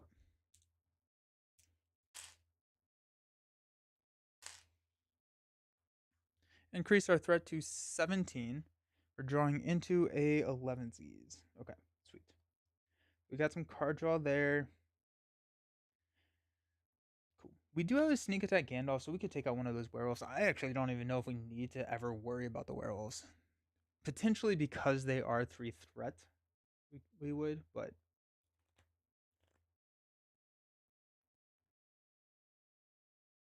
okay. We don't have any discover, so we cannot draw cards. We do have a courage await. Oh, we never passed out money though. How goes Lord of the Rings from the computer? Pretty good. We're playing like a Hobbits and Glorfindel deck, and feeling better than last time for sure. The first game didn't go super well. I think we just kind of want to blitz through this because we'll be raising our threat by 2, which isn't the end of the world. Go 11s.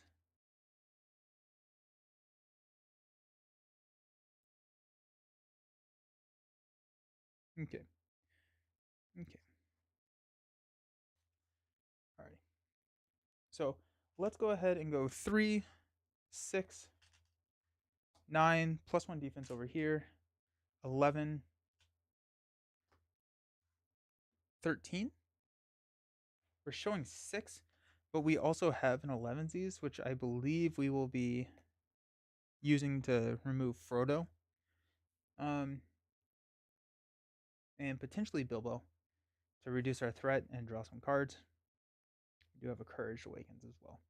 So 13, showing 6, we're going to flip into a Doomed 1. Each player chooses an exhausted character he controls until the end of the round. Characters cannot be ready by player card effects. We will exhaust a Northern Tracker. We're showing 6. Let's go ahead and spend 1 to play 11s. We quested for 13. Let's reduce that by 4 by removing Bilbo and Frodo from... Oh, wait. Well, we cannot ready them. Hold on. Just kidding. So we're not going to do that. Just kidding. Let's just play a Elrond's Council.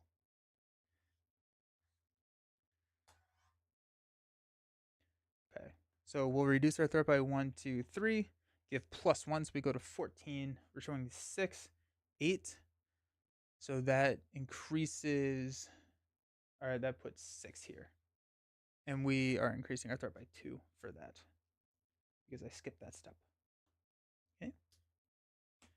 Let's exhaust our Hobbit pipes to draw into a Rivendell Scout and a Bilbo Baggins. That's gone. Cool.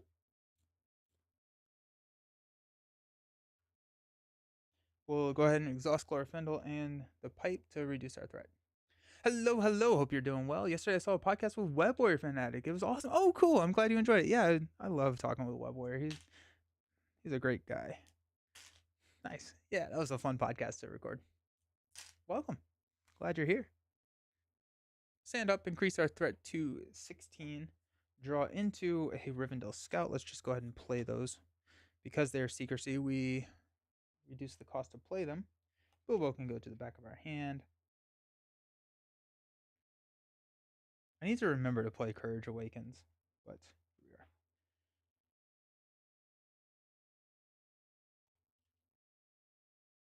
Let's raise our threat by 2. Let's quest for 3, 6, 10, 12.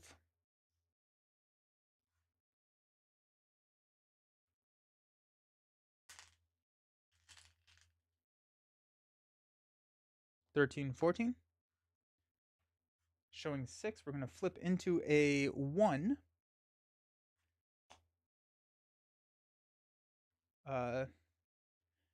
So that's 7. Requesting for 14. We need to place a total of 6. So we can remove... Well, we can't really. I was going to 11s to remove a Hobbit. Let's just go ahead and do it. Why not?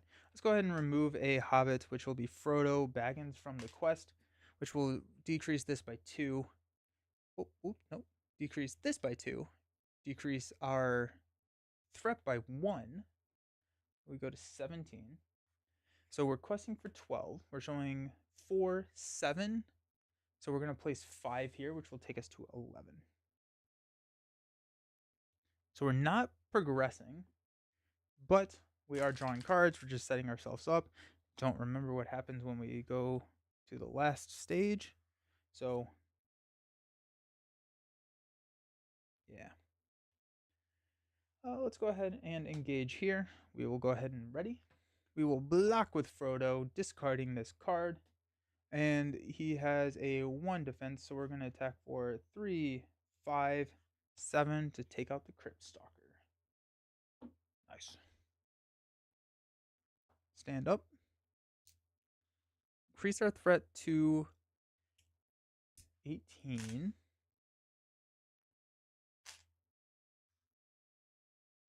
Draw into another Test of Will. All right, so we've got a lot of Test of Wills. It's time for us to push, I think. We need to pass out money. We don't have like anything to pay for with Sam. I guess we can just drop Gandalf though, so that's nice.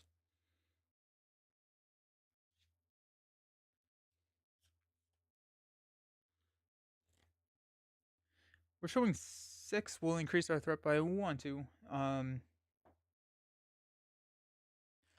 We'll quest for 3, 6, 8, 10, 11, 12. Plus 2. So that's going to be 8 total. So we do progress now. When revealed, the first player adds the Cursed Tomb to the staging area. Each other player searches the encounter deck and discard pile for a non-unique undead enemy and adds it to the staging area. Shuffle the encounter deck. Fram Shade is immune to player card effects, which I think is a card. While the Cursed Tomb is in the victory display, Fram Shade gains victory 6. This stage cannot be defeated unless Fram Shade is in the victory display. When the players defeat the stage, they win the game. That's kind of interesting because it feels like we are in a situation now where we just have to wait and hope that we draw the card. Unless this does it. Yeah, okay, sweet. Never mind. So the Cursed Tomb. The players cannot travel to the Cursed Tomb unless they control 3 loot objectives. After the players travel, they search the encounter deck and discard piles for Fram Shade and add to the staging area. Sick. And then Fram Shade makes an immediate attack against each player in player order. Okay, so there's a way to get it. Never mind. We'll travel. Let's go find Fram Shade. I don't think it's in here, but worth checking. Fram Shade. Engages on 30. It's a 3/3/3/6. Cannot have non-objective attachments. Gets +1/+1/+1 for each loot objective the players control. Yikes. Alrighty then. That's fun. So he's a 6/6/6. Well, that's 6/6/6/6. When it's dealt shadow cards, deal it a number of shadow cards equal to the number of loot objectives the players control to a minimum of 1. Bro, I hate it. Oof, I hate that. Okay. So it's making an immediate attack. So let's go ahead and I actually don't think I can. So let's go ahead and block with Frodo. So it's going to be 5 and it gets 3 shadow cards. 1, 2, 3. 5 to 6. We're going to discard one of these cards. So it's going to be 6. The active location has the dark trait. It cannot take damage to this phase. Let's go ahead and spend 1 to hasty stroke that. Well, it can't take damage this phase. No, we're okay with that because we're about to end the phase. Okay. So that was a total of 6. We blocked for 5. So we will increase our threat by 1. Cool.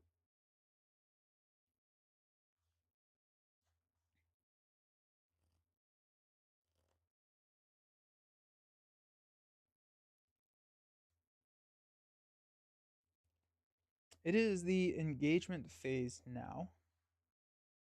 Fram Shade is immune to player card effects. I was gonna Gandalf this man. That's fine. Okay. Cool.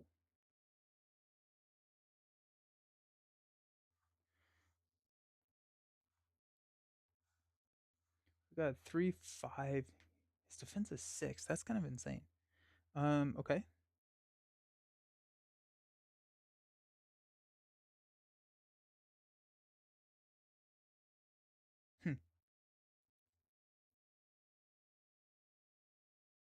We have 2, 4, 7, so we can do 1 damage to it.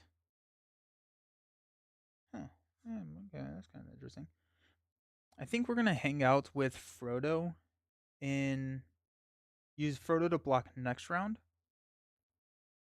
because we can.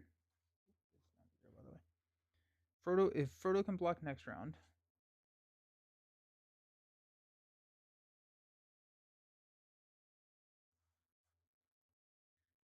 then we can sneak attack Gandalf and have Gandalf attack. Is there anything we want to sneak attack Gandalf in for right now?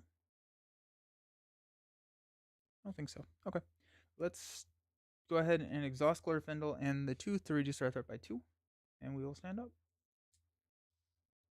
Okay. All right. So this is a 6, which is a little scary, but that's fine. We'll draw into a resourceful. Woo! Pass out money. We will spend 1 to play resourceful onto Frodo from Sam.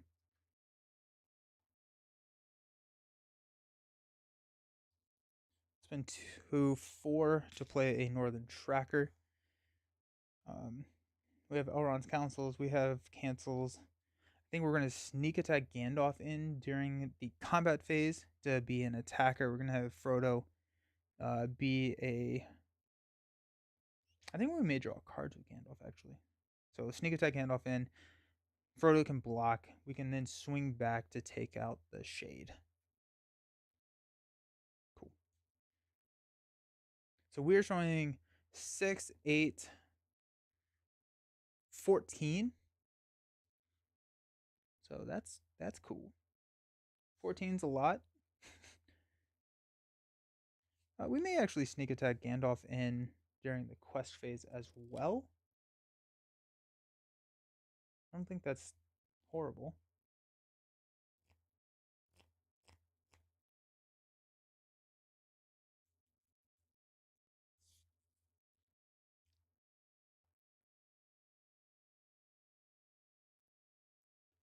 Okay, let's do that.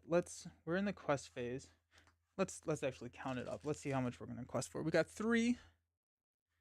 That's 6. 8 plus 1 defense over here to Frodo. 8, 10, 11, 12. So 12, we're showing what I say, 14. So yeah, we'll probably sneak attack Gandalf in here. We need to attack. We have 2, 4, 7, 9, 11, which is not enough. We need 1 more. So let's go ahead and not use the Rivendell Scout there. That can be our last damage that we can use to take out the shade. And we'll go ahead and spend 1 to play sneak attack to put Gandalf in. Quest for 4 more. When Gandalf enters play, actually probably could just take out the scepter. That probably wouldn't be the end of the world.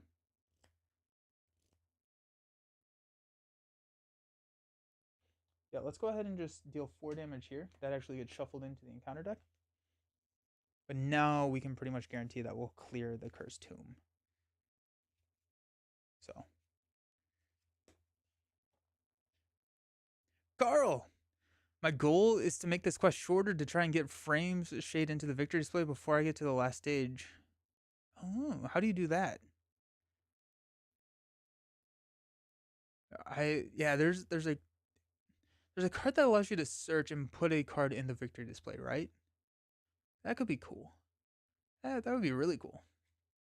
We got a surge, we got bats into a cursed tower. While cursed towers in the staging area gains force after a player plays an event, raise their threat by 1. So now we're showing 6, 9, 10, 16. We quested for 15. Did I just do my math like horribly there? We'll play Elrond's Council. We'll only reduce our threat by 2 because we have to raise our threat to get +1. Yeah, I think I just like completely miscounted there. So 3, 6, 12, 16. So yeah, okay. pop this back. I don't think we are going to be attacking the shade this round because we have to clear this before the shade can go into the victory display. So I think we take a werewolf actually. 2, 4, 7, 9, which would be enough to take out the werewolf. So yeah, we'll take a werewolf. We could actually, let's go ahead and play 1 for a Courage to Awaken. That's going to put 2 progress here, and it comes back to our hand. Need to remember that card. I put it in the deck for a reason. Okay.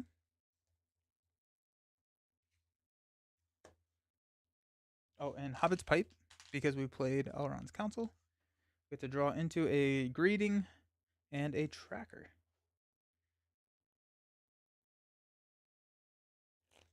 Okay. Let's engage the werewolf. It's going to ready Sam.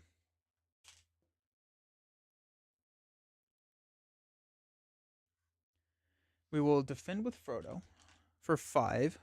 Discard the shadow card. And then we've got 3, 5, 9 to take out the werewolf. Just like that. We will. Nope, Glorfindel is already exhausted. Let's stand up. Once we clear some of these werewolves, we'll have a much easier time questing through. Increase our threat to 18, 19 actually, because I played that event. I put +2 here. We'll draw into a Rivendell Scout. We'll play a Rivendell Scout. Oh yeah, we have to pass out money. Okay. Okay.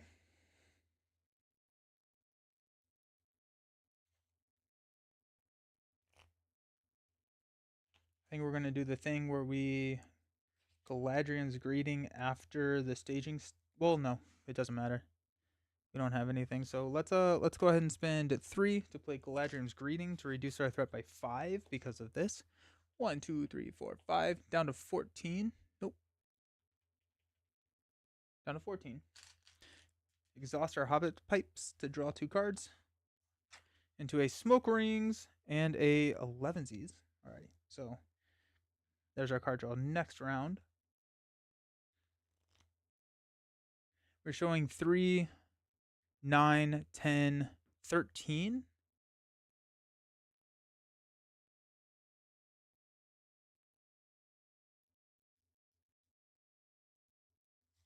Okay.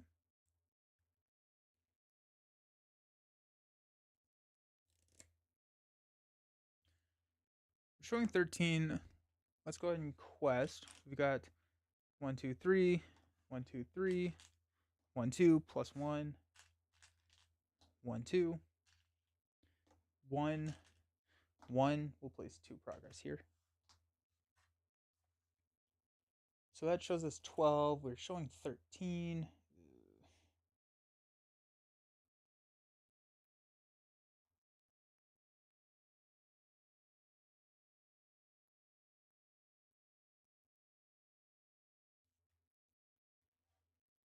Um.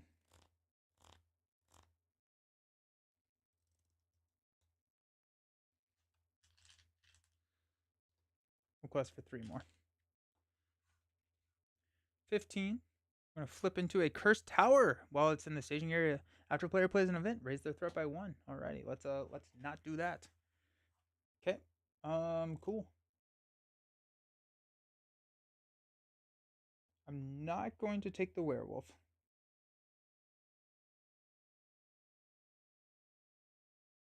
I'm not going to play Courage Awakens. Oh, I quested for 15, 3, 6, 12, 14. So we place 1 more here. Actually, I am going to play Courage Awakens. I'm going to spend 1. It pops back to my hand. We raise our threat by 1, 2, but this clears. And then since this isn't the victory display, this gains victory. So we can actually like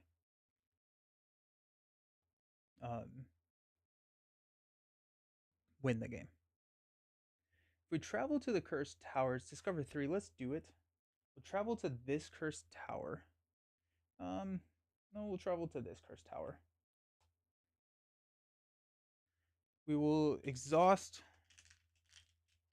this one to only look at 2 cards. No hazards.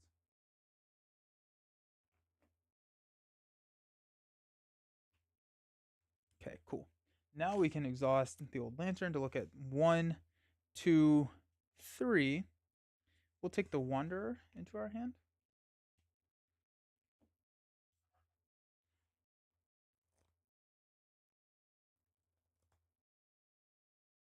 Don't think we engage anything. We could engage the Werewolf and try and take it out over the course of a couple rounds. We could attack for 5 total, which would do 4 damage. We could sneak attack Gandalf in and snipe the Werewolf, actually. That's not horrible. Yeah, okay. Let's engage here. We will ready Sam. We will defend with Frodo, discarding the Shadow card. Take no damage. We'll swing for 5 total to deal 4 damage to the Werewolf. So now it's attacking for 6.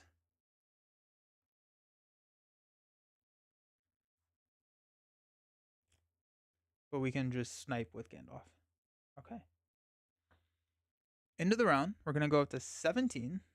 We will stand everybody up. I like hobbits. Fly under the radar. We will draw into a hobbit's cloak. We will pass out some money. Nope. And that really wanted to flip over. Okay. We know we're sneak attack Gandalf in. And we will probably try and take out the shade this round. If we have Northern Tracker, we can clear there. That will be gone. Ideally, at least. Let's go ahead and use our old lantern to look at the top 1, 2, 3 cards. There's another Gandalf. I think at this point I'm going to take the Wanderer because we can play the Wanderer for 2. So let's go ahead and do that. We have another copy of the Wanderer in our hand, which we'll play for 2. But since we have sneak attack, we have a Gandalf, and we have Overhill Underhill, I think we can get by with not having the Corsac Gandalf in the hand.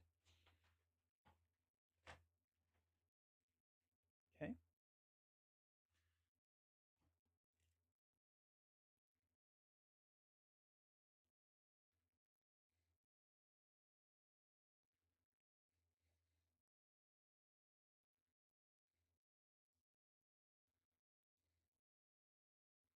Okay, there's nothing else that I really care to play at this moment. So, here we go. We're going to go 1.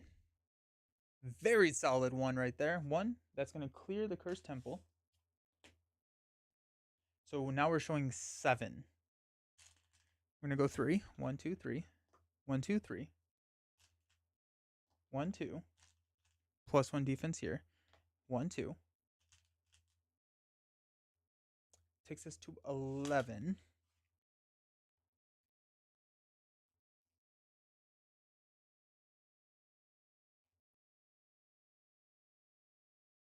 We do have a Courage Awakens, which we can use. I think. Let's go ahead and go 1, 2 for Frodo.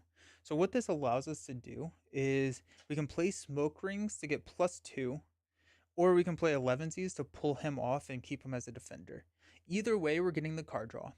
And this way we're increasing, this way we're decreasing, but that allows us to kind of be a little bit reactive in what we see top from the encounter deck.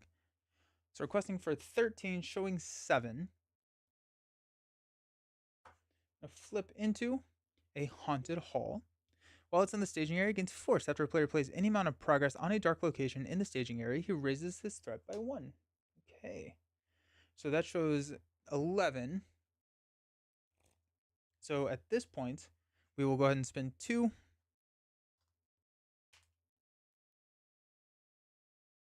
to play the smoke rings. So reduce our threat by 1, 2. Then we get +2, 1, 2. So we quested for 15, showing 11. We'll place 4. We clear here. We place 1 here. We are going to exhaust our pipes to draw 2 cards. Free to choose and a smoke rings.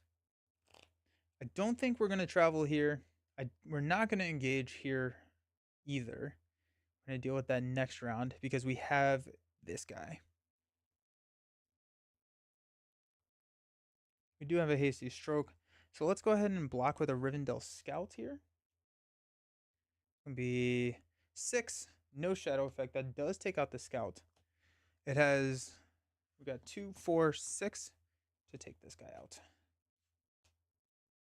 And we'll exhaust there for that. Okay. Feels pretty good. Increase our threat to 14. We will stand up.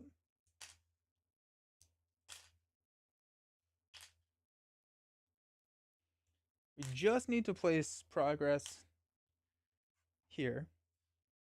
Draw into a Steward of Gondor. Let's go. So much money. We'll spend 2 to throw Steward of Gondor over here on Glorfindel.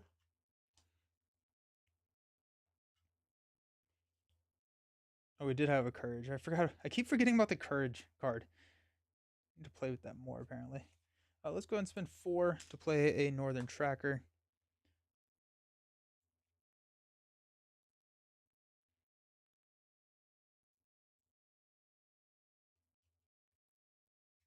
Do we just drop Gandalf? No, we don't.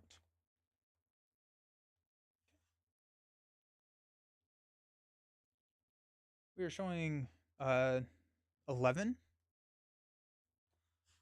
Not bad.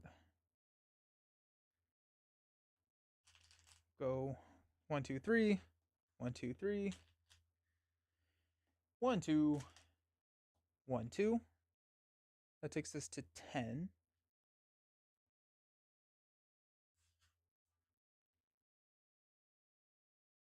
We have 12 with Courage Awakens. We have Smoke Rings.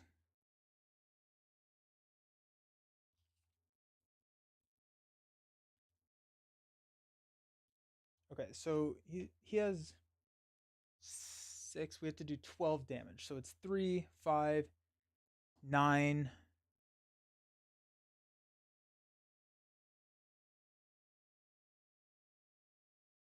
11, 12. So we can quest for these with these guys too. Dangerous thing, leaving your door, never knowing where your feet will take you. Exactly. So we'll go 3 more here. 1, 2, 3. Takes us to 13 out of 11.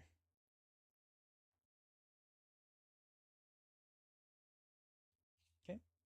We will flip into a Moonlit Passage. While it's in the staging area, each player's threat cannot be reduced by more than 1 via player card effects. So that shows us 13 total. So we will go ahead and spend 1 to play Courage Awakens, which will pop back to our hand, taking us up to 15.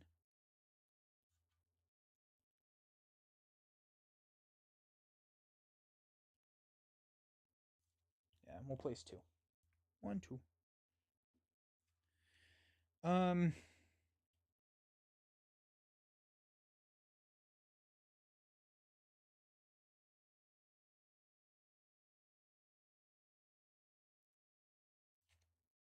We'll go ahead and travel here. We will exhaust this to only look at 1. It is not a card that we reveal. Okay, nice.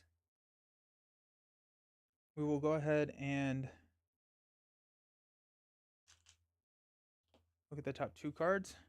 Out of Sight and Sneak Attack. We'll take the Sneak Attack and put Out of Sight on the bottom of our deck. We will go ahead and engage here, which will ready Sam.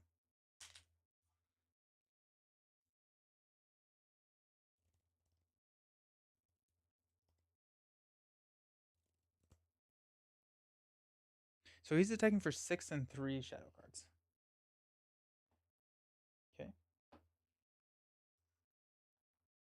We have a hasty stroke. We get to get rid of one of these. We're defending with Frodo for 5. We're going to get rid of one of these. We have a hasty stroke. Okay.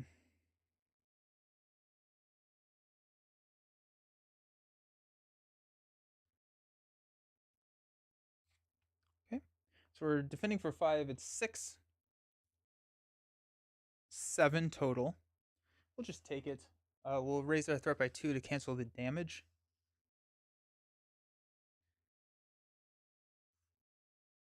Did I count up enough damage to not use Gandalf?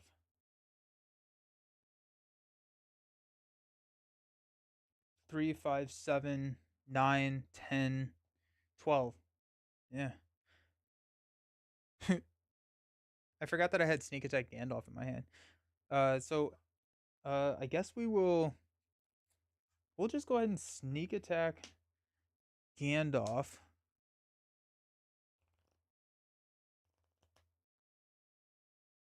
And we will reduce our threat by 1, 2, 3, 4, 5.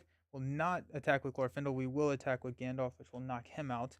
Gandalf will pop back. We'll use this exhaust to reduce our threat down to 9. We'll stand up. Okay. So total threat is at 9, which is sick. Total threat's at 9.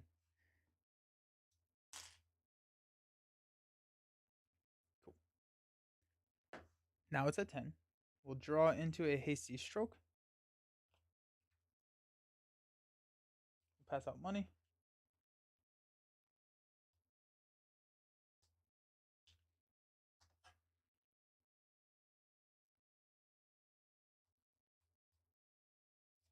Do have a sneak attack Gandalf. Let's do it.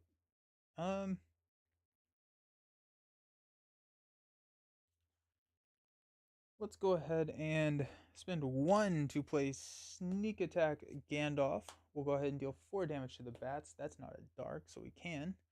So let's see how much we quest for. We're showing 4. 1, 2, 3, 4 from Gandalf. Got 1, 2, 3. 1, 2, 3. 1, 2. 1. 1. 1, 2. 1, 2. 1. Not triggering that. 1, 1. 1, 1. So that's 23. Let's go ahead and spend 2 to play Smoke Rings. Go 1, 2. We'll exhaust the Hobbit Pipes to draw 2 cards. Hey, another Smoke Rings. Yeah, let's do it again. Spend 2 to go 1, 2. Takes us to 27.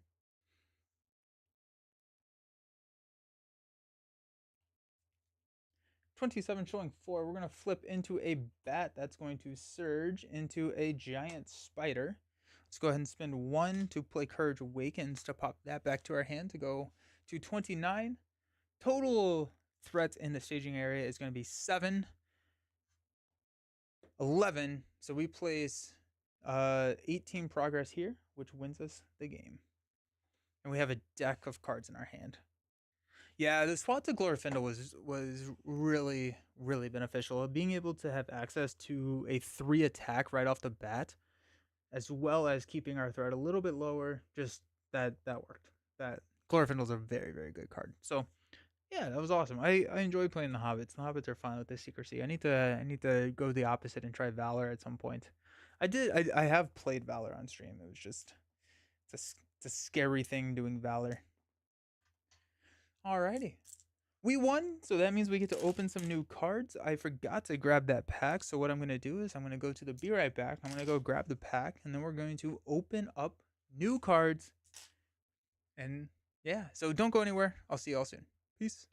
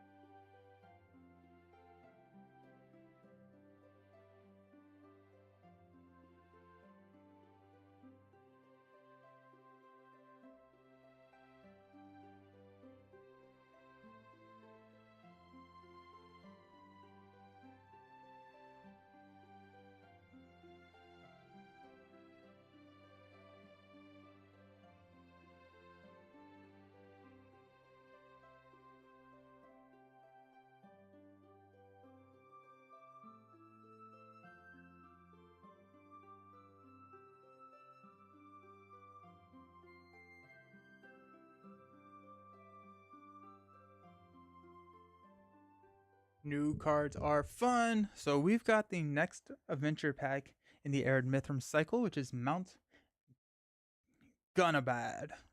That's what we're gonna call it. So sweet. So Mount Gunnabad. Actually, this may be the last one in the cycle. Does anyone know? Does anyone in chat know? I don't quite remember where we are at.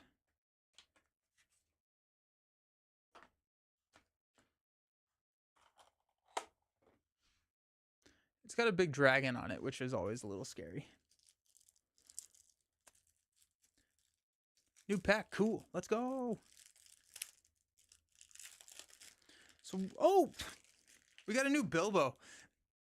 What timing for me playing Hobbits to have a new Hobbit to play in the next pack?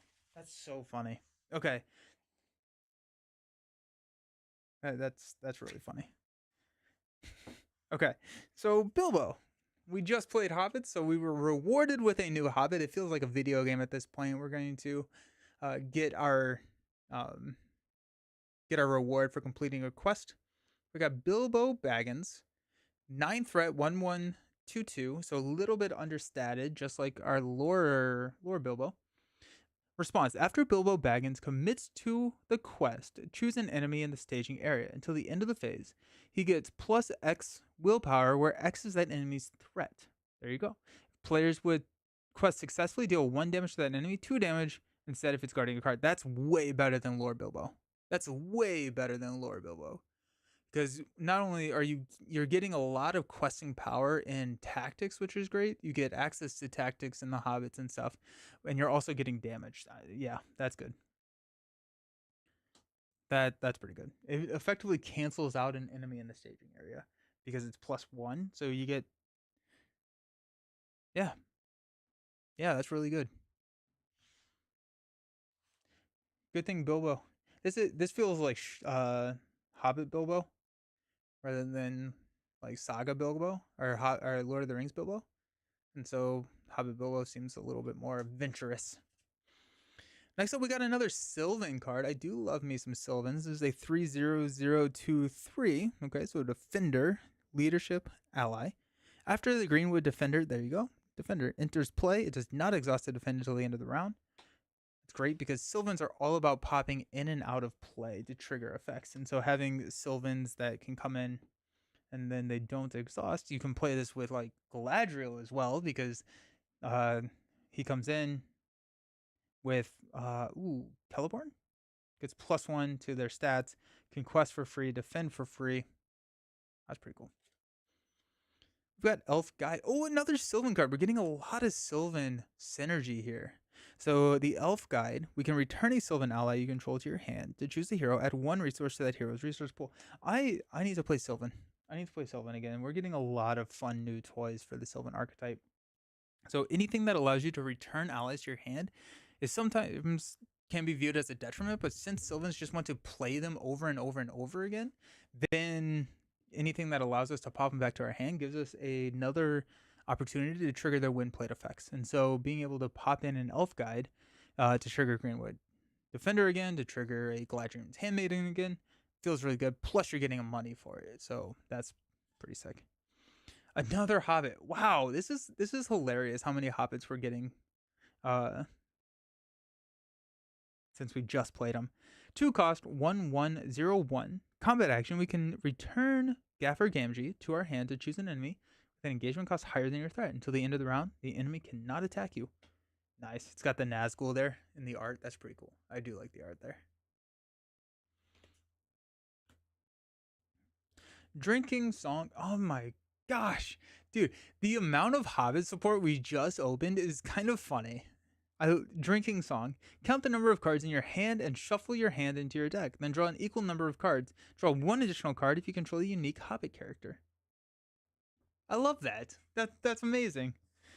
It's it's hand fixing, sure, but it's also just kind of fun. You're down 1 card technically, but if you have a Hobbit, it's just a straight trade.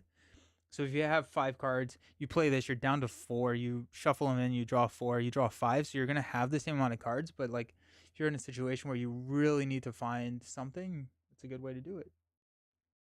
I'm sure there's also are there effects that trigger off of drawing cards? I assume there are. We got Sting. This is guarded by an enemy, so whenever you play it, you have to have it guarded by an enemy. Attached to a Hobbit hero, restricted, +1 to all their stats. And after the attached hero is declared as an attacker or defender against an enemy, deal 1 damage to that enemy. Amazing. Yeah. Sick. Sick. So that can be great for Bilbo or Frodo. Probably Frodo, honestly, because now you're defending for 3 with the Frodo that we just played. You're defending for 3, deal a damage, so it's kind of like the spear. And then you also have the plus willpower.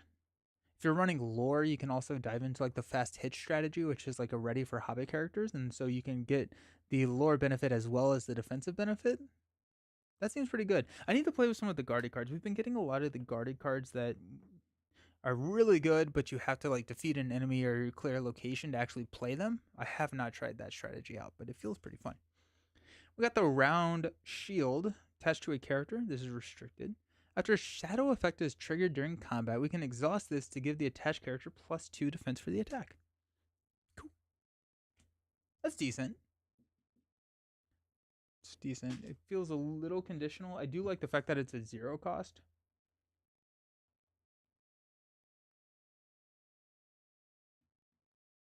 And it gives security, right? So if there's a shadow effect, if you're defending straight up, and it's just attached to a character, so it does not have to be like a hero. So if you attach this to Jubiar, who has a 3 defense, 3 health, and if he's defending against someone with 3 attack, and the shadow effect could push him over, you have the security of getting up to a 5 defense just with that. So that's pretty decent.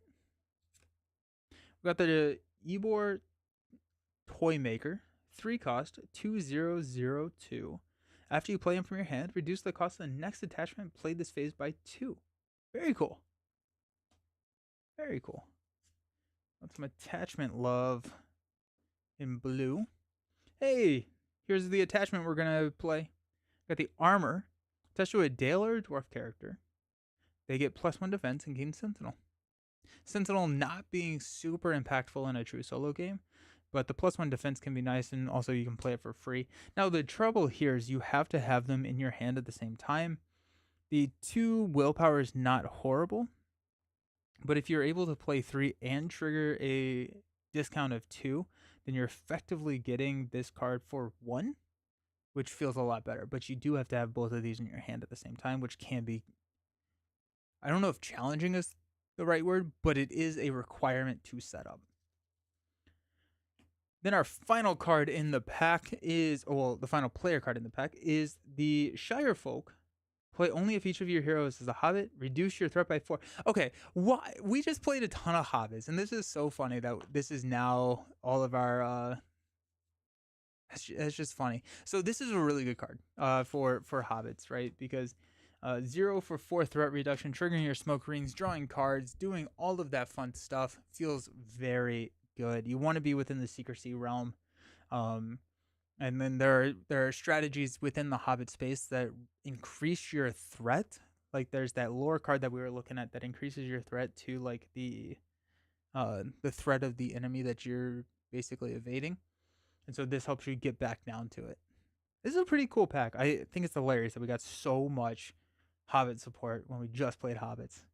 Maybe if I play, I pick a archetype that I play, and then it's guaranteed to be supported in the next pack. Maybe that's what it's shaping up to be.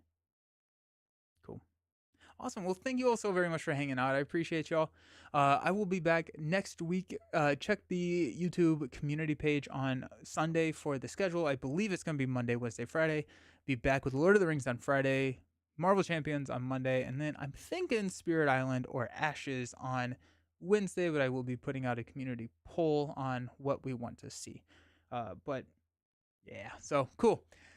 Thank you for hanging out. I hope everyone has a just fantastic weekend. Stay safe, and I'll see you all next week. Peace.